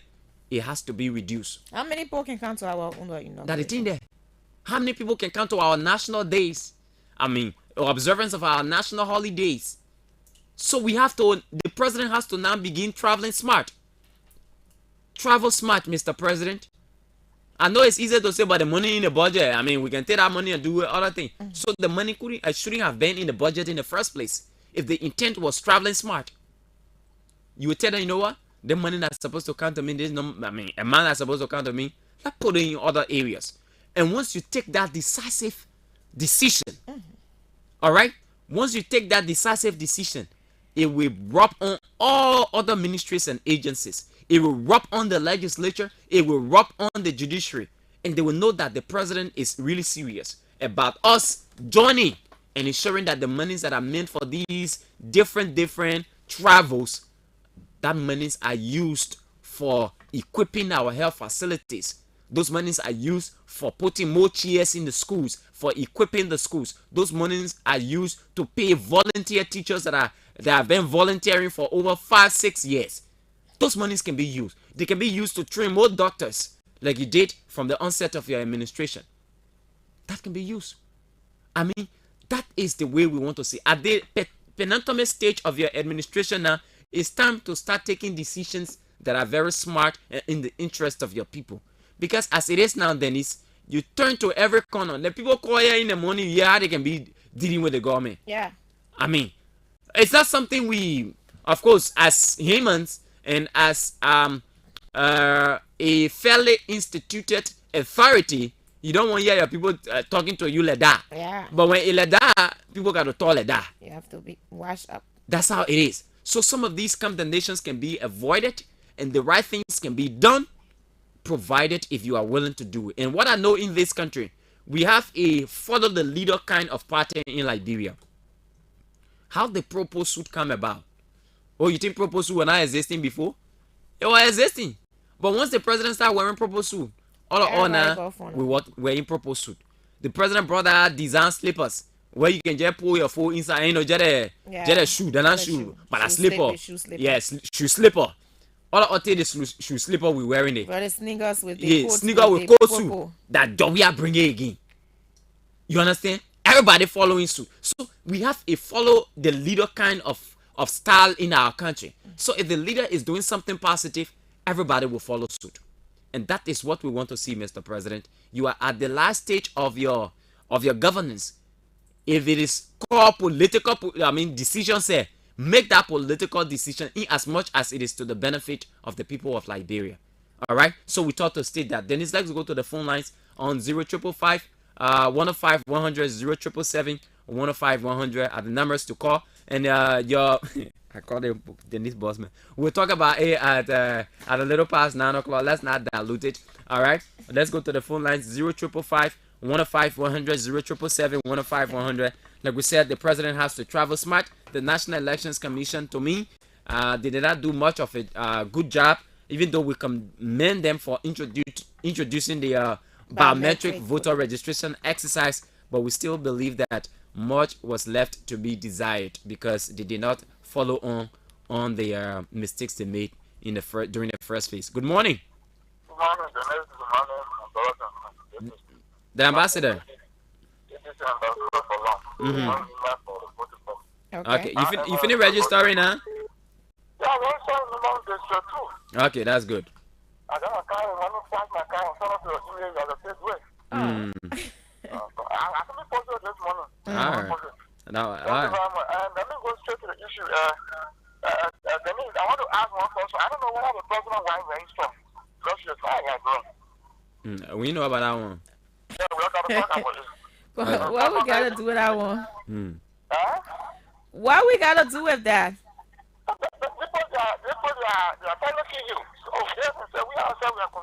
They want us to cover her as senior citizen. Okay. Let me go straight to the issues of dealership. I think my friend today mentioned the issues of the dealership. Why people have to make statement before doing any other thing in the electoral process. I think the purpose of that is very naive in the country. People are making plans before you can do things. But you cannot do things before plans. I was doing the electoral process, even that in the other person, it's pretty slow. Sometimes when we go there, we have conditions, we have the camera game planning, SYZ. That's why that's creating planning. And the issue of the president travel, the next I just mentioned it. Some issues, now the president of course, he says a representative. That one got foreign minister. That's why the president got to go through it. Thank you, Dave. Thank you very much. The foreign minister said, "Look, there's somebody that can move." Look, Dennis, I don't know how it is considered in Liberia, but a foreign minister represents the foreign interest of the country. Being in a tier war country like Liberia, something just happened, right? Being in a tier war country like Liberia, it is expected that your foreign minister will be all around, and like hungry lion, looking all around for different opportunities for the country. Yes. Looking for different support for the country. That is what is expected of a foreign minister. But a foreign minister who walks behind the president more than how the president bodyguard walk behind him, what do you expect? The man brought one Arab group that gave us. Right. Look, Dennis, a serious foreign minister will not tell the president everywhere he goes. Of course. So what the internal affairs minister will do now? When the president go in the country, foreign minister following to do what there? You should be on your computer. You should be looking for different opportunities across the world. And that's one of the issues I have with the commerce minister. The commerce minister is not seen like the secretary to the president. Oh, she can be behind the president doing? Throughout, she doesn't sit in office. She always behind the president. See those kinds of things. And think like, how will you function when you have the commerce ministry to handle, and you the have trade to of our country? Exactly. And I tell you for one fact, Fidel, if you're not in office, if you do not go to office to know the day-to-day activities of that office, it is difficult to control the office. You cannot run an office from outside. You won't know what's happening, what's unfolding. You have to be within to be able to take control, to know what is happening. But every time the president moves, the commerce minister moves.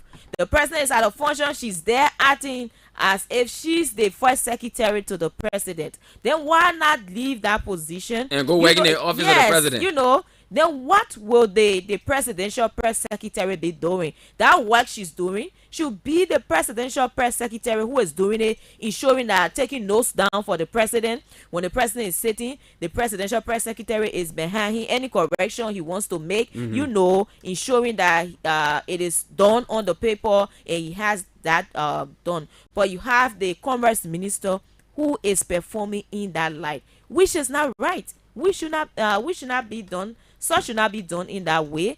And she has a whole lot to do. Yes, the economy we're talking about all boils down to commerce. It boils down to finance, and all of those are lines ministry that are concerned with that. So you need to be in your office, to ensure that yes, you work. It is not about following the president. If you do your work, the president will applaud whatsoever thing you do. In as much as Emma Glasgow may have her own thing that she's doing, we may not know about yet, but we see her as being efficient in her line of duty. She gives herself, she puts in her time in doing what she's doing. You don't really see her much around when the president is going this place, except for some time, at some occasion where she should be present. And that's what we call leadership and what we call public service. Because you are to do what they appointed you to do. It is not about you going to wherever the president go. You want to be seen. And somebody as well, my own friend, Seve Basigia, who happens to be the port manager. Yeah, the port manager. These are all people. You were behind the president. Sometimes you go places, you there showing your phone, going live. Now the president appointed you to do a job. Sit in the office and do the job. But you won't see him doing that. Whenever the president is going, he will leave from Buchanan City to come to town to be behind the president. It is wrong. Very wrong. You cannot conduct all your affairs like that or run the government like that. How will you be efficient on your line of duty, Fidel? Very ineffective. Very ineffective. Now, the ineffectiveness of a number of government officials is as a result of killing the president. Exactly. The Minister of Commerce, the Minister of Foreign Affairs, they are seen behind the president everywhere he goes. Yeah. Good morning. Good morning. This is Ayuba Shafa calling you from the forum. My take is the issue about the foreign minister that your colleague was just discussing. To have a president such as George Weah and having people that we consider as ambassadors, right? I don't see a problem with the foreign minister being around the president because George Weah is an international individual. So being with the president alone is international. Oh. So the issue about what is called international? What is international? So okay, so the ambassadors there, how does he coordinate the activities of the ambassadors when he's behind the president every now and then? Does he sleep with the president or she? Also, at the time he can be behind the president, at the time he can be doing it well. You have what we call social media. You have things that you connect to. You have phone. And you're the excuse me, Maggie. So they should work from the social media? You were just discussing connecting on your phone, browsing things to see. So if you have an ambassador, for example, in Ghana, right? That person should be able to give you the day-to-day activities of the national scenes of Ghana that will be international to you. So Is that not happening? Yeah, happening. It is just this time and situation that you have, and you know, in COVID-19, where people were shut down, and you don't have most international affairs. So we still get COVID-19. COVID-19 is still around. Okay, so that's the reason why you're not traveling, but you can travel all around with the president across the world. Going around with the president is something that must happen. Okay, thank you very much, my brother. Thank you. You see, that's the classless display of unpatriotism. All right, a classless display of unpatriotism. Someone calls and tell us that nothing wrong with the men being behind the president. They make him work on his phone. Imagine that. They make him be behind the president. And he can be behind the president. So he working behind the president, he can be on a phone and working. You see that thing there, Denise? You see the kind of national malady that we have in this country? I know. That is the issue we as members of the Fourth Estate are confronted with, Denise. Yeah. How do we beat past this? How do we sanitize The this public, society yeah. to the extent that people are able to gain national consciousness to realize what's wrong and what's right? That is the uphill task that we have. It's difficult. We will try every day. But if in our lifetimes we are not able to achieve that, people who will come after us will do. Because you see the kind of thing here, Denise. Imagine somebody telling me nothing wrong with a man being behind the president. The president said that international man. So the minister they made an international. Oh so my God. that is what we have ahead, Dennis. This is the malady that we have to deal with. How do we go past this thing? If you are, remember now, we've criticized Unity Party people. What they can tell you, the people call, they say, when you get this or you not get this, that him will vote for. That is a national crisis, Dennis. And this crisis, we must fight to ensure the country here, we got level-headed people that are able to, decipher between what's right and what's wrong, irrespective of individuals that are involved. The foreign minister of your whole country decide to be walking ball behind the president, then you say nothing wrong with it. Good morning. Good morning. Hello. Okay, this person is not ready. 0555 105 100 0777 105 100. I'm not rushing y'all. Listen, the thing here is, Denise, how we will taught it in here? How will we taught this? The foreign minister, you should be, worst case scenario, when you're not traveling, you should be right on your computer, getting in touch with people. And sometimes that's what I say, these embassies across the world, our foreign missions, some of them are very useless, Denise. Look, the only time these people can work, when the president visiting these particular countries, that the only time they can work. Good morning. Good morning. Morning, ma'am. My name is Kolu Brown, calling from Jonesville. Yes, let's hear you, Kolo. Yes, what you say this morning, that's the truth. You know, like black people, they will see the thing black, they will say like white. Like the commerce minister, I got one of my friends working there. Every time, as soon as they say, George, where I go? She doesn't go ahead of him, or the next day she follow. So somebody asked her about her working there. That one I like talking. You can be working somewhere, they get your position, they get to that, so they make the phone, they follow. Yeah. Then that party they go with her. So people they have to know. People who hear me for them, they know what they get from all of it. That's why. Yeah. All right. Thank you, brother. Thank you very much, ma'am. Thank you so much. And this is a national crisis. Good morning. Good morning. Yes, Good sir. morning.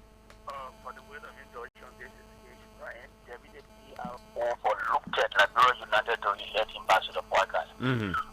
As Father clean your program and listen to you, let me say this. I like the way you are addressing these issues.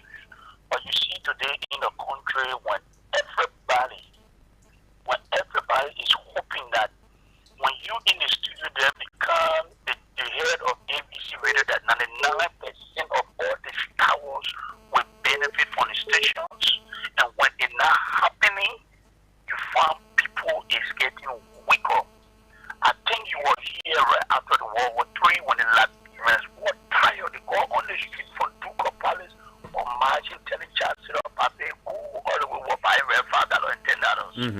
Now, underneath this regime of Ambassador Weah, 99% of the population of Liberia believe that Ambassador Weah become president, they could have affecting chips. Transportation could be chips. You will not have ministers going on radio insulting the citizen. You will not see ministers will not speak to the citizen. But all these things that people were looking at him. And let me say this for a word.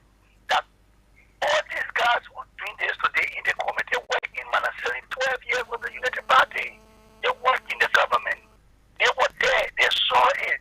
How do you think Manasili were going out to the common people? Look at it. The group should follow the rural women. She was reaching out to these women. How the Unity Party were reaching out. They were showing the national cake with everybody. If a government or conclusion. Today, when you're not part of CDC, you cannot get job. Okay. Today, you cannot see company come up. And all we like for you, journalists, to be on the media to discuss the PAPD. What we spend over $5 million to crack the PAPD. Okay, my brother. Thank you so much. All right. Thank you. We have to give other people a chance. Good morning. Yeah, good morning. Good morning. Good morning. Yeah, good morning. This is Rick Cooper calling from Bannerville. Okay. Yeah. You see, I seem to agree with people partly, but there are certain things people should take into consideration to a talk show host. Most of what you said now, it's almost the same way I hear people speak, the ordinary people speak on the street. But you people, we consider you to be an insider. So I think you people should be giving more information as compared to some of these things happening. So what are some of the things that we spoke about is like the way they speak on the streets? Yeah, we don't have the luxury of time. You have to. Okay. I think you listened to the ambassador yesterday. He spoke yesterday and he told us something. He said the country now has gotten more closer to Liberia ever than before to this government than any other government. Reason is because the name George Weah is almost like one who is part of them. He lives there, he knows the way of acting and things. So when you see George Weah moving, like you should not think that George Weah is just George Weah that is sitting like Liberia. Because George Weah is almost like an European man to them. Yesterday was and European Day. More closer now to Liberia than you think. And because of that, he said also that they are signing. No, hello.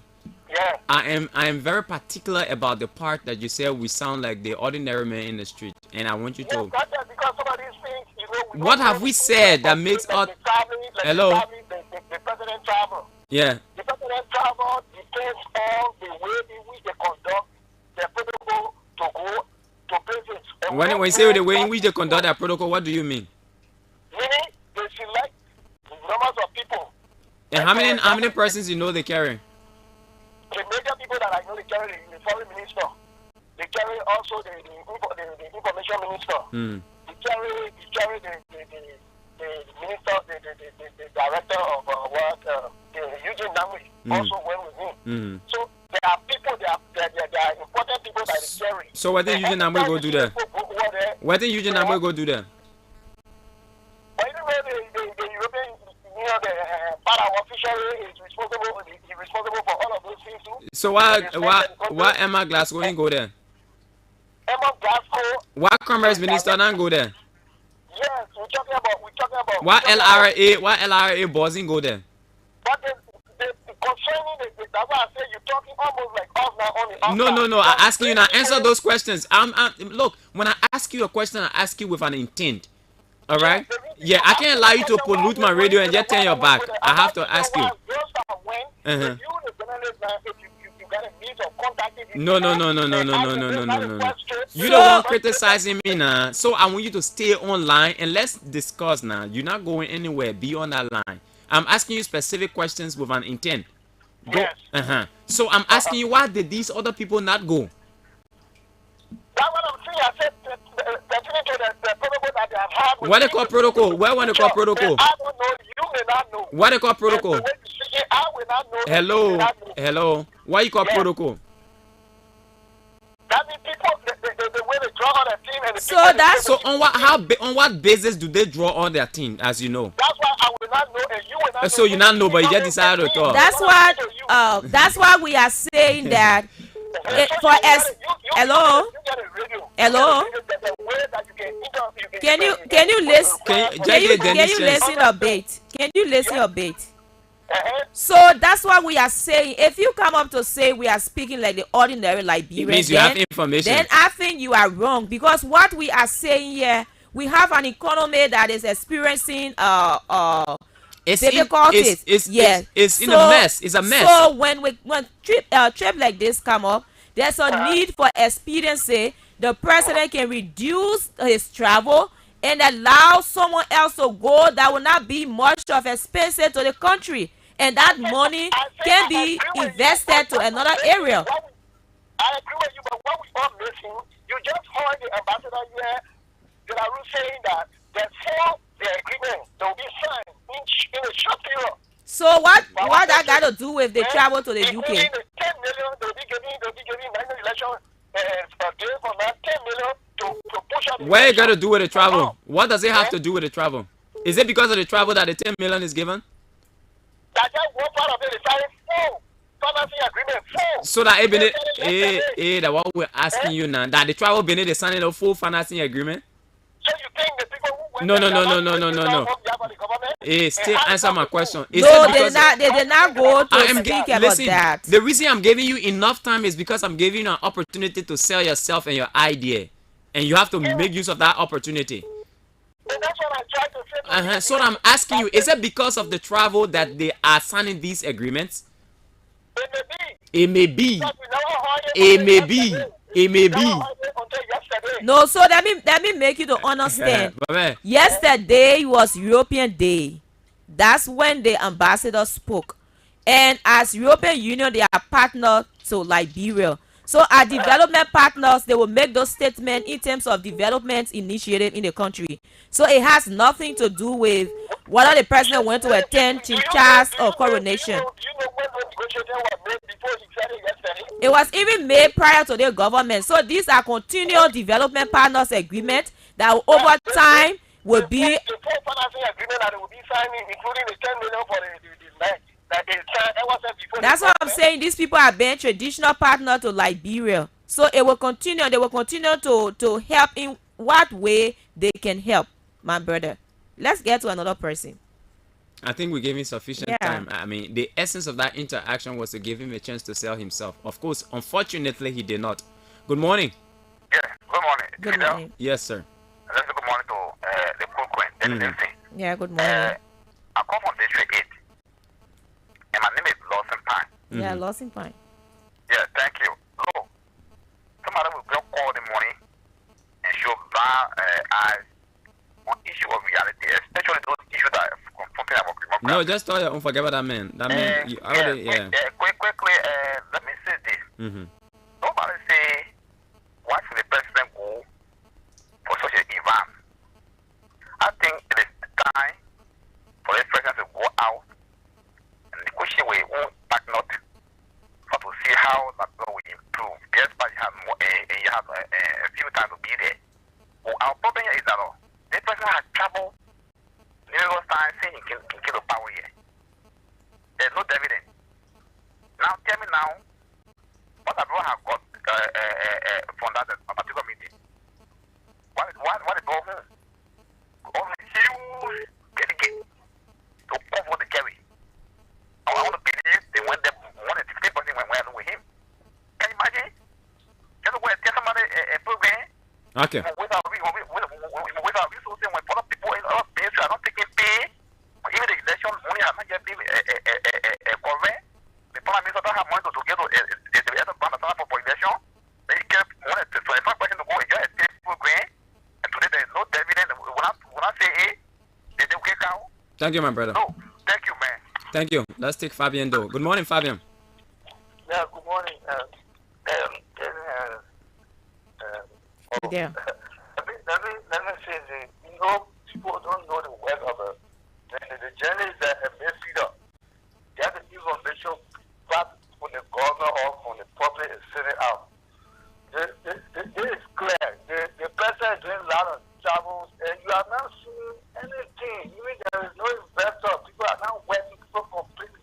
No, he has brought in some things. It's also fair that he has brought in some things. I mean, yeah.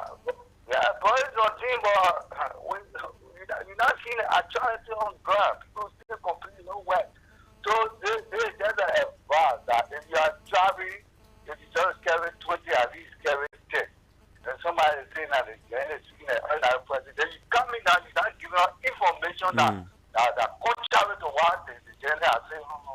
So I think you're not fair to the general. You come by and apologize to the public. No one get time for that. Thank you, my brother. There will always be opposing. Thank you, Fabian. Yeah. No, that one of the thing about this platform, right? Yeah. We tolerate any view that's contrary to ours. I mean, we are not no it alls. We I don't really take into consideration those things. Yeah, again, I can endorse it. Yeah, but the only thing I will ask you the question I'm supposed to ask you, and they will level you now to make yourself ugly to the public by not answering those questions correctly. And I mean, the public will be the judge, not me. All right. So I mean, we don't waste our time on that.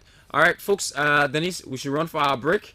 We eat a money and.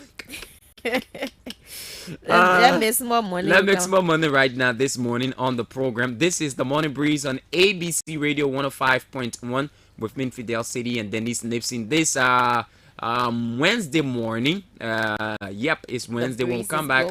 We take some calls and then we transition to something else this morning on the program, the Morning Breeze on ABC Radio 105.1.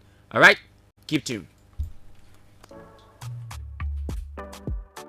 Bokonjida Group of Companies, a 100% Liberian-owned company with over 20 years of experience, is the name that stands tall in the microfinance, construction, and general services industries. At Bokonjida Group of Companies, we pride on character, integrity, honesty, confidentiality, and creditworthiness. Approved institutions. It's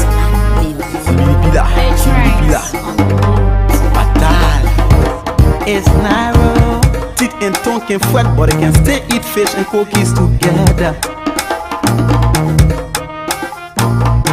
You from the other side, I from this side, we can still dance together. Let's come together, meeting the peace. Liberia is all we have. Oh.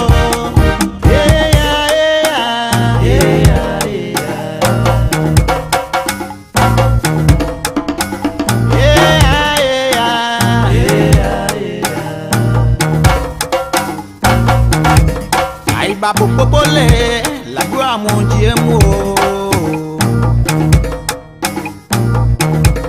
Aïe babu popole, la gloire mon Dieu mo. The time we take to cause trouble, we should take that time to do something constructive in unity. Mama Liberia need us. Mama Liberia need us. Let's stop the two my heads. It can benefit us when we pray for each other. We will succeed when we come together as one. We will succeed when you get on your knees to pray. Put Liberia there. When you get on your knees to pray, put Liberia first. Attention kwa Aba maoyambo Baila duajikwa. Let's stop undermining one another. Put our interests last. Put Liberia first. Let's come together. Letting the peace. Liberia is all we have. We don't want a palaver. We don't want a halala. We don't want a palaver. We don't want a confusion. Let's come together. Letting the peace. Liberia is all we have. Teeth and tongue can fret, but they can still eat fish and cookies together. You from the other side, I from this side, we can still dance together. Let's come together, letting the peace. Liberia is all we have.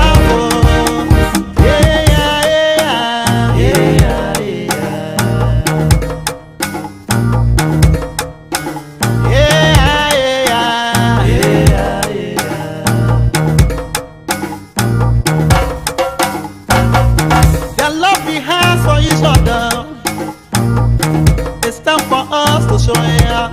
Put aside the tribalism, put aside the criticism. Yeah. Let us work together and move the country forward.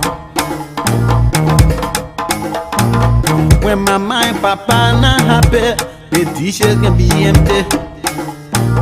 When mama and papa ain't here, the children can be happy. Now what we want, now what we need, now why I pray for, now why we pray for. Let's come together, letting the peace. Liberia is all we have.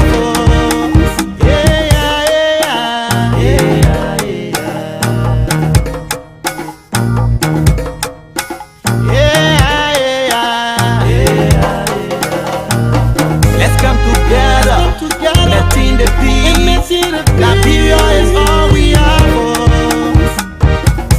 Live music. The elephant.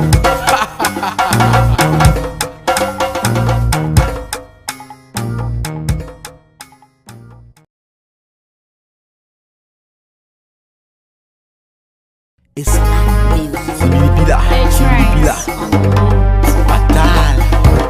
It's narrow.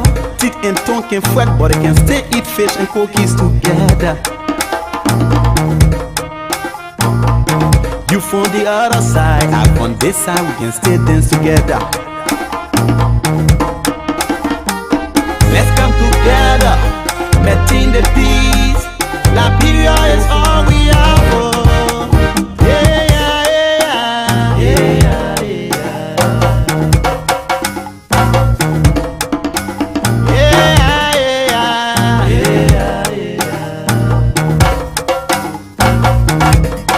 Babu popole, la gloire mon Dieu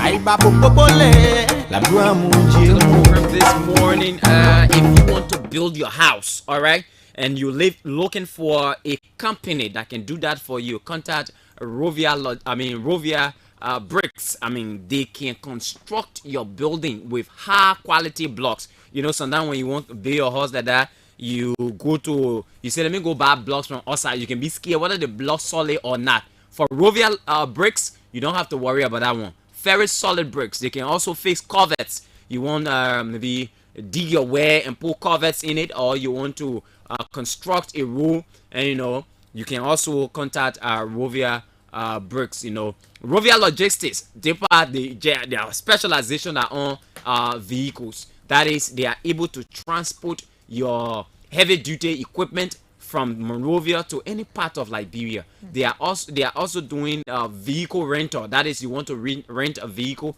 just contact Rovia Logistics and they will do that for you. If you want to construct a road and you don't have the machinery to do that, Rovia Logistics can do that for you. All right, and that's as easy as it is. And the Bokonjide group of companies, the savior of small, they call them macro loans. All right, you go to the bank, they say, oh, you not get this, you not get that, you not get that.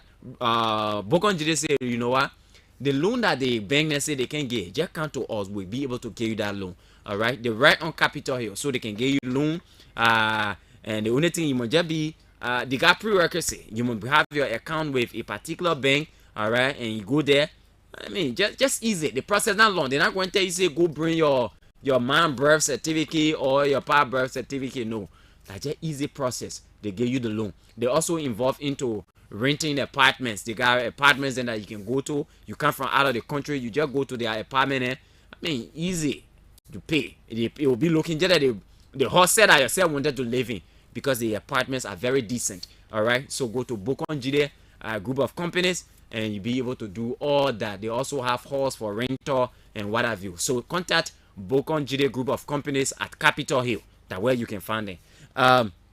Then let's continue with the conversation and transition later. Take more calls as it is right now. 0777 105 100, 0555 105 100. And we've continued to say that the Minister of Foreign Affairs, the Minister of Commerce, they do not have to be behind the president every step of the way. They have to do their job. Look, Dennis, if you are the president of Liberia and you appointed me Fidel City as a minister, The way to show loyalty to you is to do what you've the job you've appointed me to. It's not to tell you everywhere you go. The way to show loyalty to you as my president, Dennis Nipson, is by me doing what you've appointed me to do. Anybody who wants to be in the eyes of the president here and there, just no say that person ain't doing their work. So who's supposed to do the work he's supposed to do now? That who was supposed to get there? The foreign minister of this country, D. Maxwell Kemeya, supposed to be negotiating, coordinating the affairs of our embassies across this country. I know you say the biggest excuse is, oh, I get deputy minister, I get assistant minister. The assistant minister, deputy ministers will not travel. You are the one to travel, to go across the world, looking for opportunities for Liberia. That is your responsibility, Mr. Kemeya. Same applies to the Minister of Commerce. Let people here crying of the nature of our trade environment. You should be thinking about policies that will strengthen these. Or if there are existing policies, you should be thinking about a way to make those policies come to current day reality.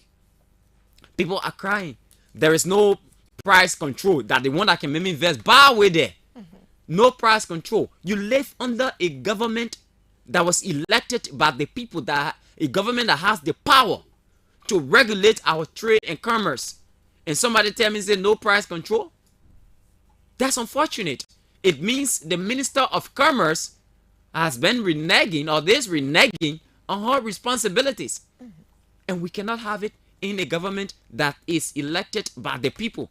In a transitional government, a different thing. You know, transitional government, nobody get power over anybody.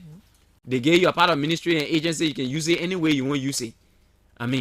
But this is a democratically elected government, and we think this government, we know that this government owes it to its people. And that's the essence. And at this stage, it has no connection to whether you were how they call it, say, you were voted for by these people or not. It is your responsibility. All right. And Denise, let's take some calls. 0555 105 100. 0777 105 100. Okay, those are the numbers. Let's hear you on the program this morning. And also talking about this NEC issue. People still got problem with NEC's activities across the country. Something has to be done about that. Good morning. Good morning. Good morning. My name is Martin, and I call you from Nicotan. Let's hear you, my brother. Yeah, I want to speak on two issues. Quickly. I heard the female journalist in there talking about the president travel. I want to speak on that. Denise, all of us spoke about it. Yeah. Mm-hmm. And I just want to ask a question. Mm-hmm. If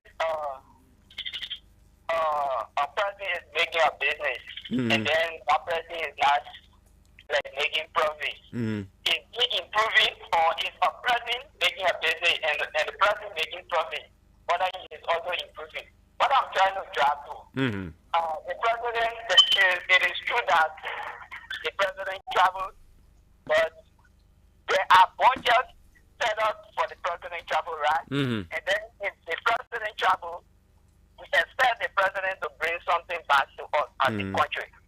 Now, according to you, the president we all are aware that the president is not in the country. The president is in the country now. He's back now. Oh, he is back, okay.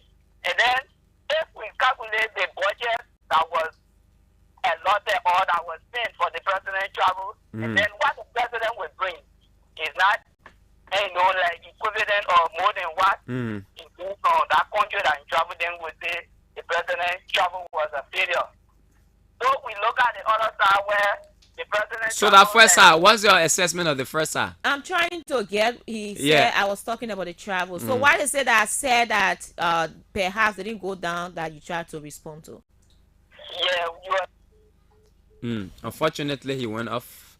We did not call him. We're saying the same thing. Yeah, we're talking about how the budget can be managed in the benefit of the people. So the only reason why these monies are available, or these allotments are available, is because it is what was requested for. So we are saying to you that the president, even though you can make a request, but you should take into consideration the state of the economy. And at this stage now, even if there's money there, the first thing is you start, doing what we call smart travel. Yeah. And we say smart travel because we want the president to go to places where we get something from.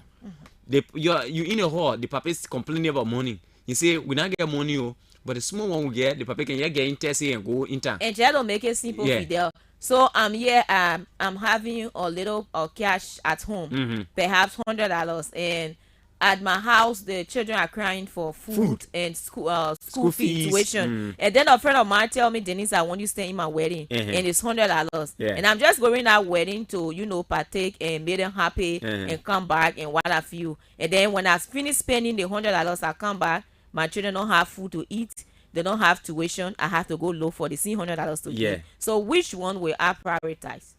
So that's what we are saying. That's what we're saying. And I think people just trying to play, blind loyal to that. So I'm not bothered about that. Yeah.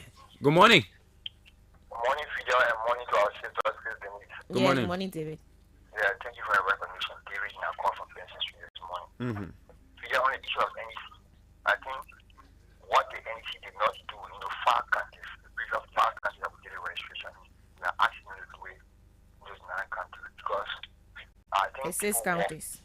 Yeah, Ballon County because people walk miles, people walk distance, 2-3 hours to go and do registration. So I think in my mind, we are citizens of the state, we are asking the NEC to do additional out of 1 week or so, please. Okay. We are asking you. On the issue of the president, Fidel, I think we all know that what you do are saying that that's the reality. You were appointed to a specific minister, to a specific ministry. Stay in your ministry and do the when people work.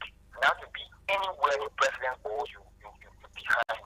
And on the other hand, the president should be aware that he appoints people to a specific ministry to carry out a specific function. They should not be following him. I think the president should try to be calling people out. Stay in your ministry and do your work instead of following me.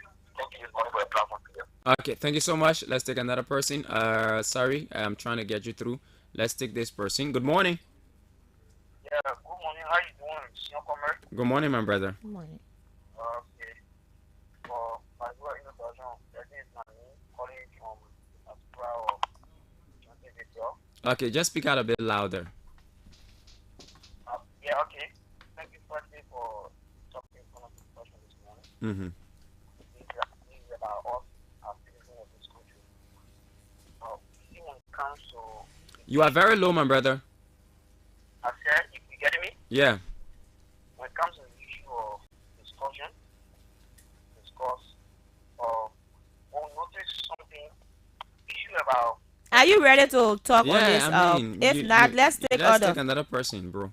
Are you getting me now? Yes, we speak getting you, but out. You have a lot of time in taking... So, like as I was saying, when it comes to the issue of presidency, it basically functions on the bureau or cabinets or ministers.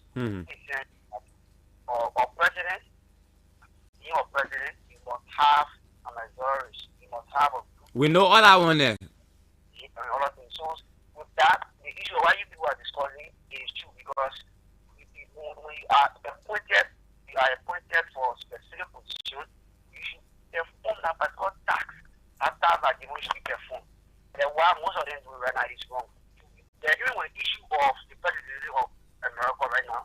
You will not notice such thing happening in America where Joe Biden will be going for conference in other countries. You see all the cabinets living their bureau pools, so it's very wrong. Your point is well made. Thank you, my brother. Thank you so much. 777-105-100 055-105-100. Let's hear you. Yeah, let's hear you. Yeah, and 3 more minutes to go on this issue, and we transition to something else. And by the way, we still believe that the president does not have to necessarily travel with the entourage that he does travel with. There is a need now to do smart travel. Go where we get something from. I mean, go to a place that we will get something from. Morning. Morning. Yes, sir.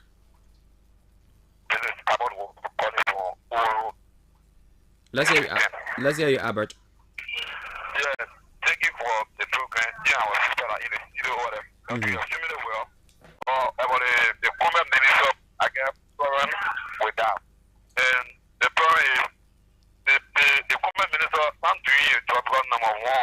Dana Hill. The Yeah, hall. she not doing her job. Number one, the expire food too much in a country.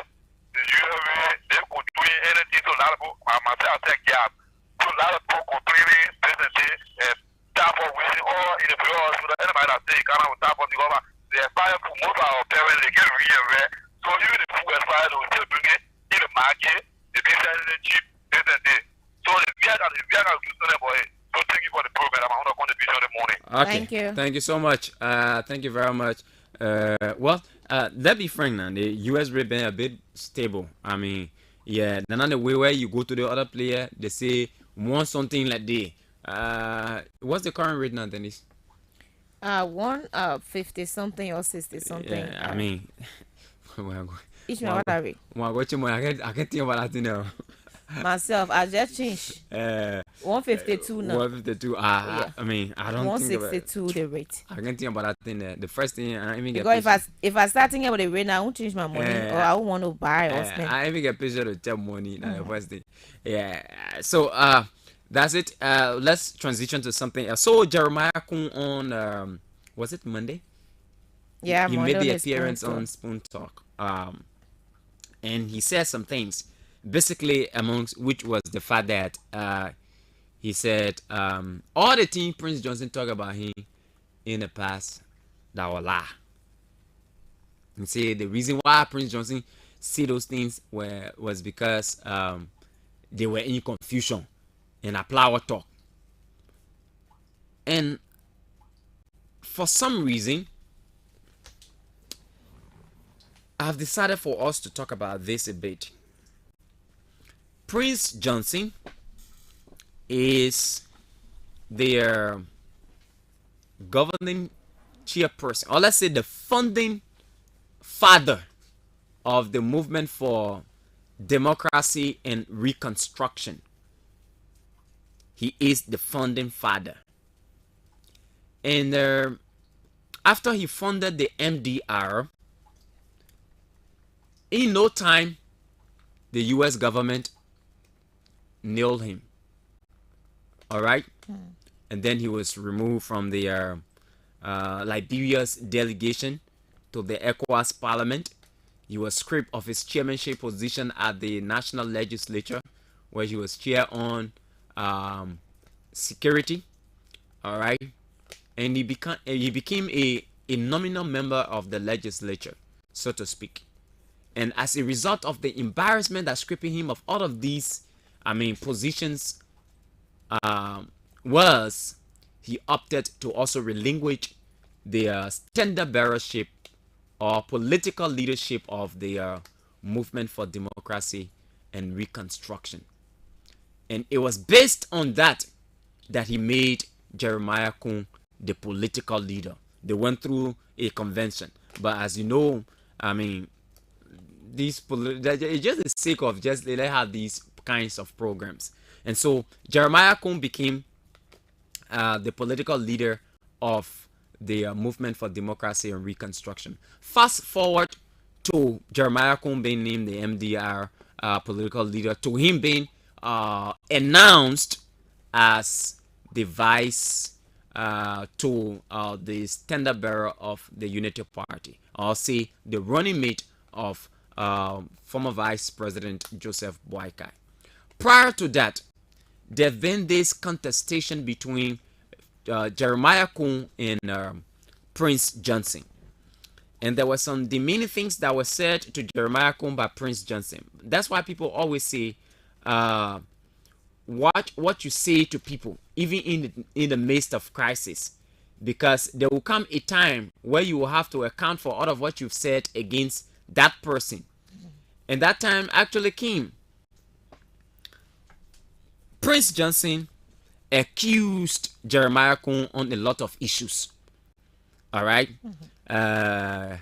Jeremiah Kun still days, he's a criminal, he's a this, he's that.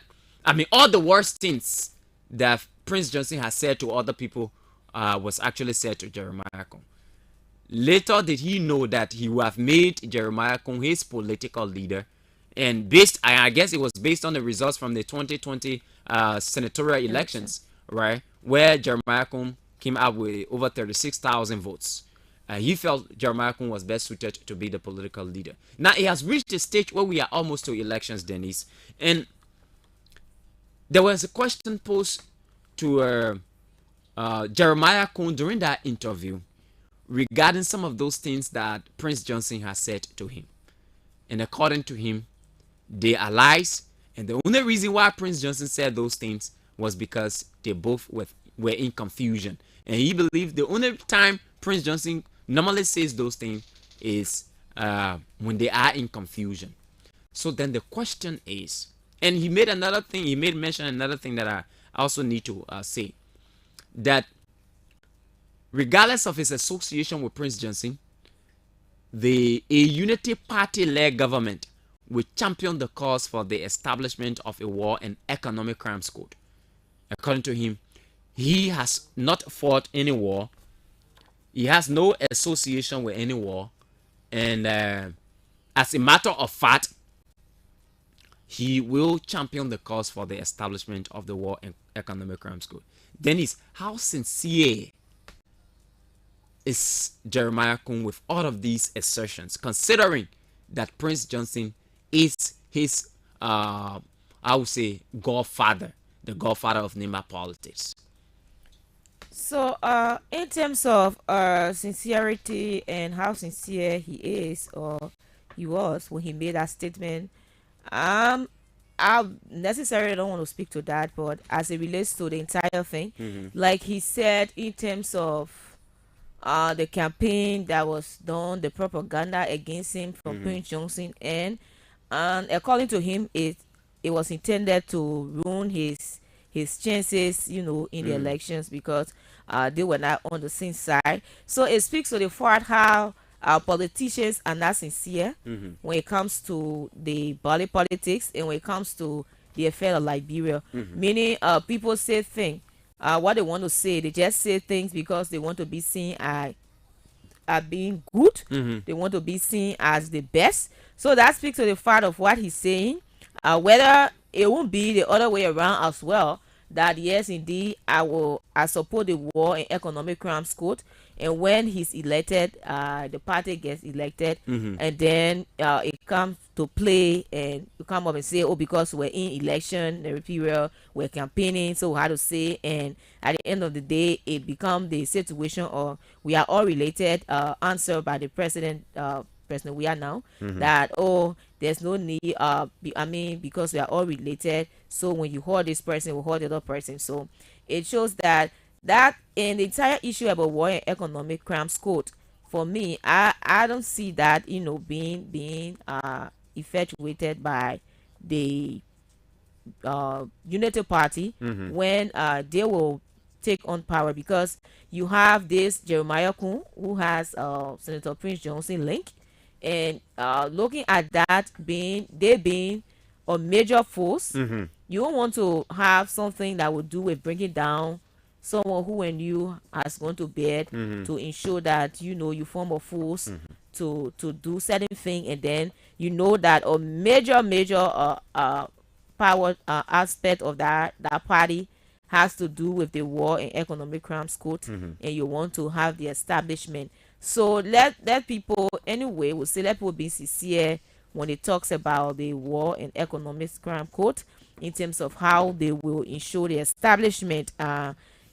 Jeremiah Kuhn may say that because he's now seeking power, he's seeking support from the people, so he will come up to say those things. But in terms of the implementation, I doubt that, in terms of the implementation, because someone who's providing guidance to him in terms of the MDR is involved. So how will you drag that person to court? How will you ensure that that person be prosecuted and you people have linked? So it is something that it is easily said, but difficult to be done in terms of the implementation. Another side of the coin, Dennis, could be, okay, he makes a promise that the Unity Party-led government will champion the cause for the establishment of the Economic and War Crimes Code.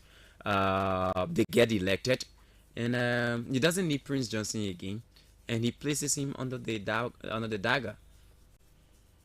Yeah, it could be as well that he get power. They say power corrupts, right?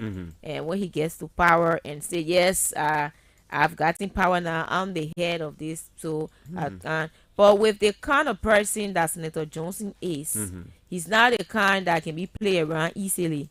He from his past record in politics and all of that, he's someone who's always having his a grip on issues. So to say that you will think that his grip on issue would that be that he can detect clearly that this is what will happen, this is what should happen, and you know his sense of reasoning in terms of handling things. Yes. So to say that he will be played off at a point in time, I doubt that happening, because he's not Senator Johnson is one of those that you don't easily play off or temper with as it relates to those issues. So could it be that they had the prior conversation, he and Senator Johnson, and Senator Johnson say, my man, we're trying to use it to get a power so he can go and talk it. I don't get a problem with it. Exactly. That could be even Mustafa Sheikh Kuyate also visited Senator Johnson, and he says Senator Johnson, the reason why he visited the church because Senator Johnson said he was in support of the War Economic Crimes Code. So he saw that he saw that as a means of supporting, getting closer to him, because he himself is championing that issue of War Economic Crimes Code. So at this point in time, anyone or everyone will say things that is pleasing to the ears of voters that people want to hear, and we are seeing that in time past that people have said things that they did not do and are not doing at all. So it happens. People will come up and say, I will do this, I will do that, will ensure that. But when they get to power, they have the power now. They can manipulate any system. They can do whatsoever thing they wish to do to ensure that doesn't happen. So in terms of War Economic Crimes Code, Senator Johnson to be the one to say he will be championing that, or his party will be ensuring that yes, indeed, they are direct to code. I've listened to some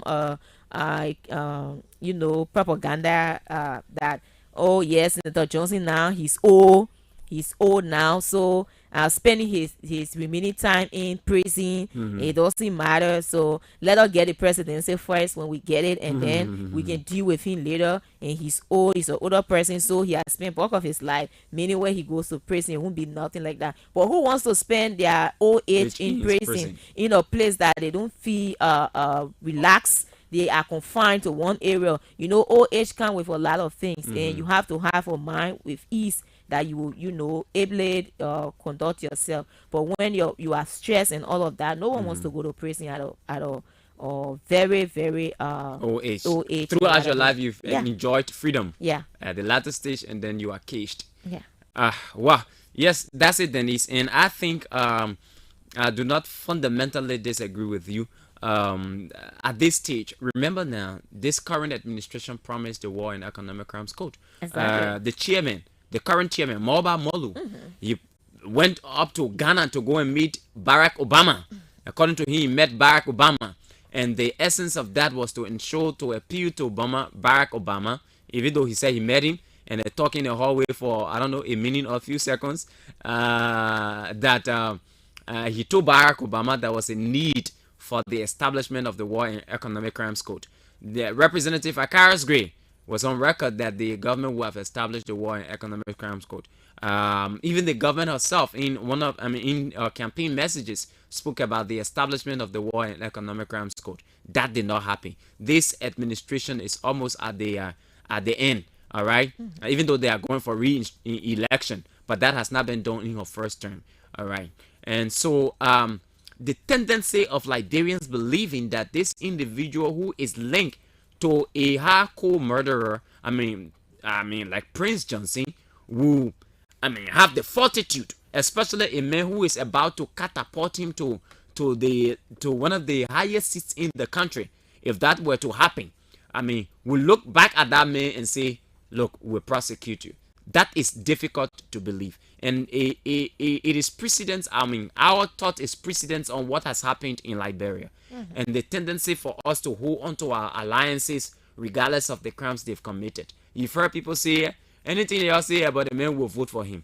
That is the way Liberians are clinged to political, individuals, because it's basically not ideology. We are clinched to individuals to the point that we become inseparable in terms of the decision we've made, regarding those individuals. So for me, I find it very difficult, and I think it is an insincere statement only intended to woo voters towards the Unity Party and the MDR, so to speak. They do not have the intestinal fortitude to prosecute Prince Johnson, and I believe, and I will say this to them, that should not even be a campaign message for the Unity Party. It will make them to lose votes. Liberians understand the political culture of this country. We understand the political environment of this country. So Liberians will not be wooed into believing that a man who to a greater extent catapulted you to the senatorial level and is about to leave you to being the vice president, you will stand brave to prosecute that man. It is nearly impossible. And so I am encouraging the Unity Party and their alliances to not use this as a campaign message, because trust me, that will be the first nail on the camel's back. The Liberian people will not buy into that gimmick. They won't. I know Liberians, they will not. So you find different campaign message to use. You find different thing to talk. Yeah. But to say you will use War Crimes Code as a way of getting elected, trust me, you will take voters away from you. That's just free advice I giving you. Free advice. No money. And the day we start to vote based on policy, then we can start. Then we start raising no kind of issue. But in Liberia now, nobody voting on policy. All the thing people can say they giving agenda, that agenda thing that for yourself. Enough for the Liberian society, and we know this culture very well. There are a few, a handful of individuals that make decisions based on the platform that you gave. But at the end of the day, those people know that you will not live by those platforms. You will not. So by the time you come to power, the only thing you start leading by head, you do not go by the policies that you've prescribed in the document that you've submitted to the Liberian people. And the fact that you're not even living by staying away from corruption, it even defeats the purpose of even having some of those what do you call platforms that you submit to the Liberian people. So we start believing. So again, I will say on this matter that if the Unity Party wants to win the election, take that whole War Crimes Code thing from your campaign message. Because Liberians will see that as a big April fool. They will not buy into it. They not experience it before. People not lie to them. So you, the third person, can lie to them. They will not believe it, and they will stay away from you. Yeah. You're almost like advising your sister, stay away from that man. We're telling you, that's how it is. Yes. Now, this issue about the before we get to the Monrovia City Corporation thing, the U.S. ambassador. Okay. Dennis, you report from the U.S. embassy. The ambassador was honored. How significant is such an honor to the ambassador, firstly, and considering all of what has been said by, about the ambassador by folks who support the current administration, let's weigh vis-a-vis the criticisms of the ambassador. Not his criticism, but criticism of him by supporters of the government, and him winning this award. What does it mean? Yeah, so for me, I think it means a lot because the ambassador was awarded the Mark Palmer Prize by the Freedom House. Right. And the Freedom House, like we talk about significant, the Freedom House is American ODS organization dating back to 1941, that when they were founded, and they support democracies and in terms of how countries view other countries in terms of dating, like I talked about 1941. They were of supporter of the bipartisan in terms of having multi-democracy and fighting against dictatorship, then in the World War II and all of that. So they are known for the issue of the stance of democracy. So having that organization awarding the ambassador, Liberian ambassador, the U.S. ambassador to Liberia, the Mark Palmer Prize. Mark Palmer is a late U.S. ambassador who is known for when it comes to diplomatic initiative in terms of good governance and democracy. So that award is actually it is significant to the ambassador, and also the reason why I think he was awarded that. And we all know they say he was awarded because of his commitment to transforming state institutions and promoting democracy and values in countries, right? So we have seen that it speaks to the fact that the ambassador, all what he has been doing, people are watching. You know, the Americans are watching, and they know that he's bold in terms of what he does, and ensuring that yes, democracy is achieved in the countries where he served. And we know that it is not the first country that he has served at the embassy. He worked at the embassy of some of the countries, like we know Eritrea, India, and even in Germany at the consulate. So he's someone who is not new to this whole diplomatic mission or issues.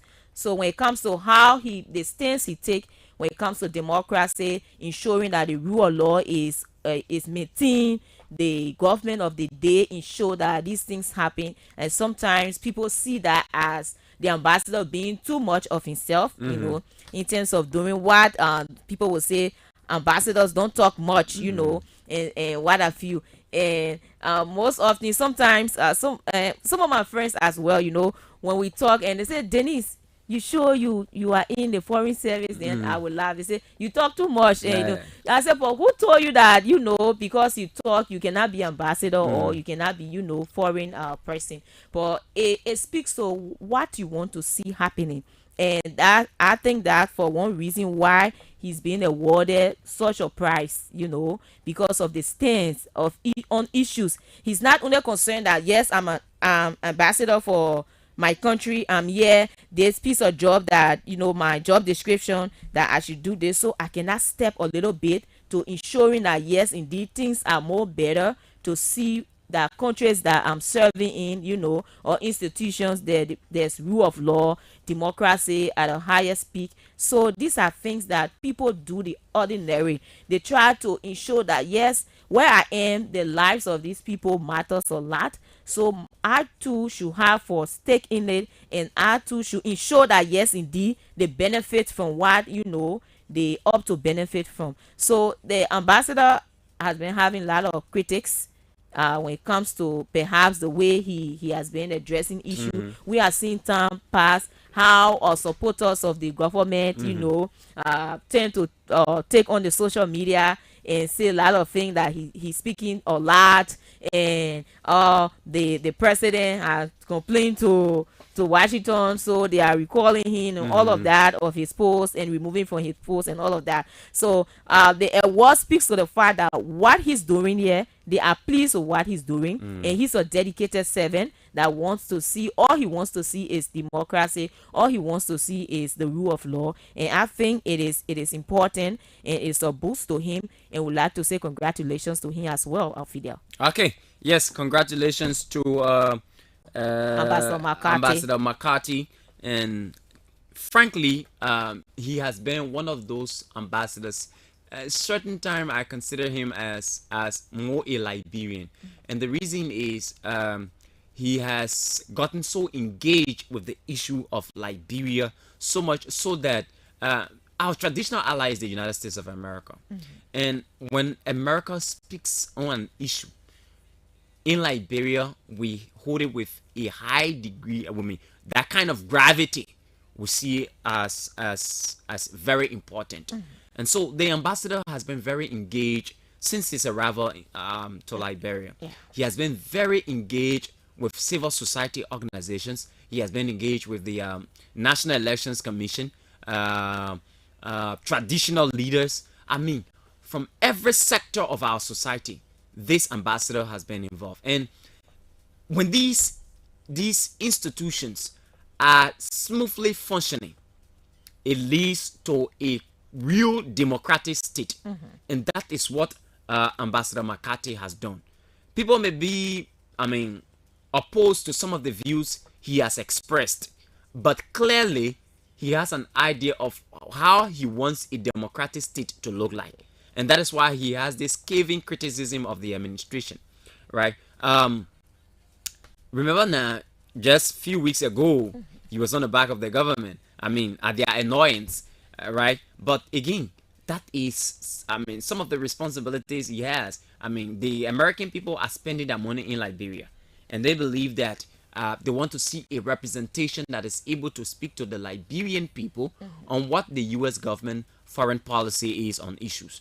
And one of the things, one of the reasons why this institution gave this award was because, again, they said he was able to engineer the arrival of the of this whole Majeski sanction. People were sanctioned. He was also able to ensure that the ambassador for war crimes was able to, the U.S. ambassador for war crimes, Berth Van Schaak, he engineered her visit to Liberia. So some of these things, they think this ambassador is working hard for ensuring that Liberia is democratically solid, and that just having elections in Liberia, we consider the constant holding or consistent holding of elections as the pillar to democracy. No, there are other things. The rule of law. Adherence to the rule of law, a state that is free from corruption, nepotism. These are all tenets of a real democratic state. And so those are the things that the ambassador is trying to instill in Liberia. But again, as always, it will be at the annoyance of Liberians. Yeah. All right, but let's go to the phone lines now, take a few calls before the time elapses, and then call it a day right here on the program. We'll talk about that MCC thing tomorrow. All right, we need to expand on the allegation against Jefferson Koji and his reaction as well. All right, 0777-105-100, 0555-105-100. Are you one of those who's angry about the award given to the ambassador, or you think he deserves it? And do you think the statement of Jeremiah Kun is sincere, that he will prosecute all warlords? And you know the major warlord that we always point to in Liberia, that Prince Johnson, who is the godfather of Nimba County and the funding father of the MDR that Jeremiah Kun now heads as political leader. And it is based on that he was even picked by Prince Johnson. Joseph Boakai as running mate. Yeah, Prince Johnson pulling way up there. You think he able to look at Prince Johnson and say, let's establish war in economic crime school? The person who carry you almost reaching heaven, and then he say, let's prosecute that person. It almost like saying the way people can say, they say, oh, you in my hand, then you telling me, say, my arms thing, you on my shoulder. It's almost like that. So is he capable? Does he have the audacity, as they say, to prosecute Prince Johnson? To establish the war and economic crimes code, so to speak, because he himself has been accused one way or the other when he was representative. They say they put some money in a budget, and that money was directed towards his personal project. All right, that is something else to say. So let's go to the phone line: 0555-105-100, 0777-105-100. Those are the numbers. Let's hear you on the program this morning as we close up on the last segment of the Money Breeze on ABC Radio 105.1 this morning. Let's take Fabian Do. Good morning, Fabian. Yeah, good morning. Good morning. Let me say thank you for the talking point and the issue that I have to do with Ambassador McCarthy. There's one American ambassador I dear love, and I will love him forever. He really used to speak to the Liberian people, and I hope that you. So why is it used to? The Mr. Ambassador. Yeah, but I think that I thought he could be going to be changed. Why I think yeah, he will. He stay here, but he's still functioning. He stay here, so he will be my best ambassador.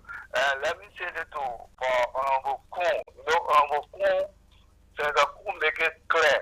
He said if the issue of war crime code is for individual, then that is not real. But when it's for everybody, he support it. And the party is going to support that that work ground code. So I think that he will not default with the issue of work ground code. So you're going to use that one as campaign message? No, it's not a campaign message, but the people are in the circle that saying he is connected to Senator Johnson. He will not support any issue that is doing with work ground code. I think he was affected. He has seen a story that he was died, he was dead. So he's one of the victims. So this is why he's supporting work ground code, but he should be in it because he is connected to Senator Johnson, so he will not support work ground code. And you believe it?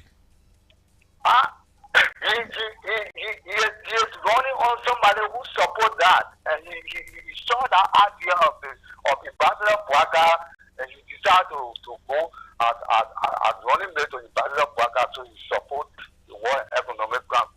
Okay, thank you so much, Fabian. Let's take this person. Good morning. Good morning. Yes, sir. Okay, I've been listening to you loud and clear on the radio. Sometimes, as a matter of fact, I'm H. Brian, Deputy PRO for Lutel Abroad United to elect Ambassador Joseph Jumabouaka. I think if you follow the show on Spoon and you follow the show this morning on OKFM, Honorable Kuhn is clear. He sent this cabinet. It's not We on the show, I will follow all of stations. We should be very proud and be great to ourselves that when Molu led the protest for war and economic crime when he was opposition, when he came into government, became a party chairman in denial, that they are ready to establish the war and economic crime code. Now, let the war and economic crime code shouldn't be targeting one person. I will tell you the story today. It must start from one before you go to the second person. No, listen to me. My uncle was here a red card where they call him Nick West in front of me in 1990. And for that reason, this guy is still moving up and down. And we don't have nothing against because we are Christians, so we have to let it go. But let me say this. The war in economic crime code to build, there should be leverage to all of them who participated in the war. But yeah. Because some of you journalists who create the war. That's what I want for you to know. We create the war? There was some journalists. Okay, we created a war. That's why we are calling for it now. So what's the point? So the war and economic crime code, it should be factor. And the vice running made the Honorable Joseph Jumabouaka say it will be factor. And today, we see our country will make one decision. I don't see any point there. Thank you and have a God bless you. I will always be your host on ABC Radio. I will always like to be one on listening. Thank you. Okay, thank you. Don't go in a minute. Yeah, but here's the point now. When they say war and economic crime, it will be for one person. It will be for everybody. So what's it when you say you gotta say if for? If for everybody, it's not if for. Good morning. Alright. It's not if for. It will be for everybody. As far as we know. There will not be sacred cows. It will be for everybody. So start placing precondition there. If you say you want war crime code, say I want war crime code. If you want war crime code, say I want war crime code. Don't tell us say it might not be once it's not targeted as certain individual we support it. Who will make it targeted as some individuals? And are you the one establishing it? And our administration establishing it? So what are you talking about if it is not targeted at individuals? Individuals participated. So those individuals must be made to account for their actions. And Prince Johnson is one of them. So why you want to run away? Oh, when he was not aligning with the UP called for it. And the recordings are available. So let's start running around. Good morning. Good morning, Fidel and Sis Denise. David E. Harris, I call from Blessing. Yeah, David. Fidel, thank you for this talking point. I listened to on this point everywhere. So you know, Fidel, for me, Labrador is my party. Labrador is my common patrimony. Labrador is my common denominator. Labrador is all I have. I can never trust and believe in any politician. Thank you. Thank you. We can't trust and believe in any politician. David Harris, keep your calls coming. Time. 1 minute. Yeah. We have a minute to go. Dennis, take one more call and call it a day. 0777-105-100, 0555-105-100. Other numbers to call. Let's hear you this morning on the Morning Breeze on ABC Radio 105.1. It has been a challenging presentation this morning, but of course we've driven through it successfully. And Yep, Dennis, we have to go. No Sure, time we have to waste. go to be back tomorrow for another fascinating edition of the program. Okay, folks, thanks for listening. Thanks for tuning in. And as always, it's always a pleasure to serve our country. And we do it with no sense of regret, regardless of individuals that are affected by our action. Of course, our duty here is to do what we have to do for our country. All right, folks, have yourselves a great day. Remember, Liberia is the only country that we have, and we must do everything to keep her peaceful and yes, to keep her very peaceful and going. Thanks to our producer, Editor Smith, for holding it down as always, and for another tight presentation. Do have yourselves a great day. Bye-bye. I like it. I like it. trendybeats.com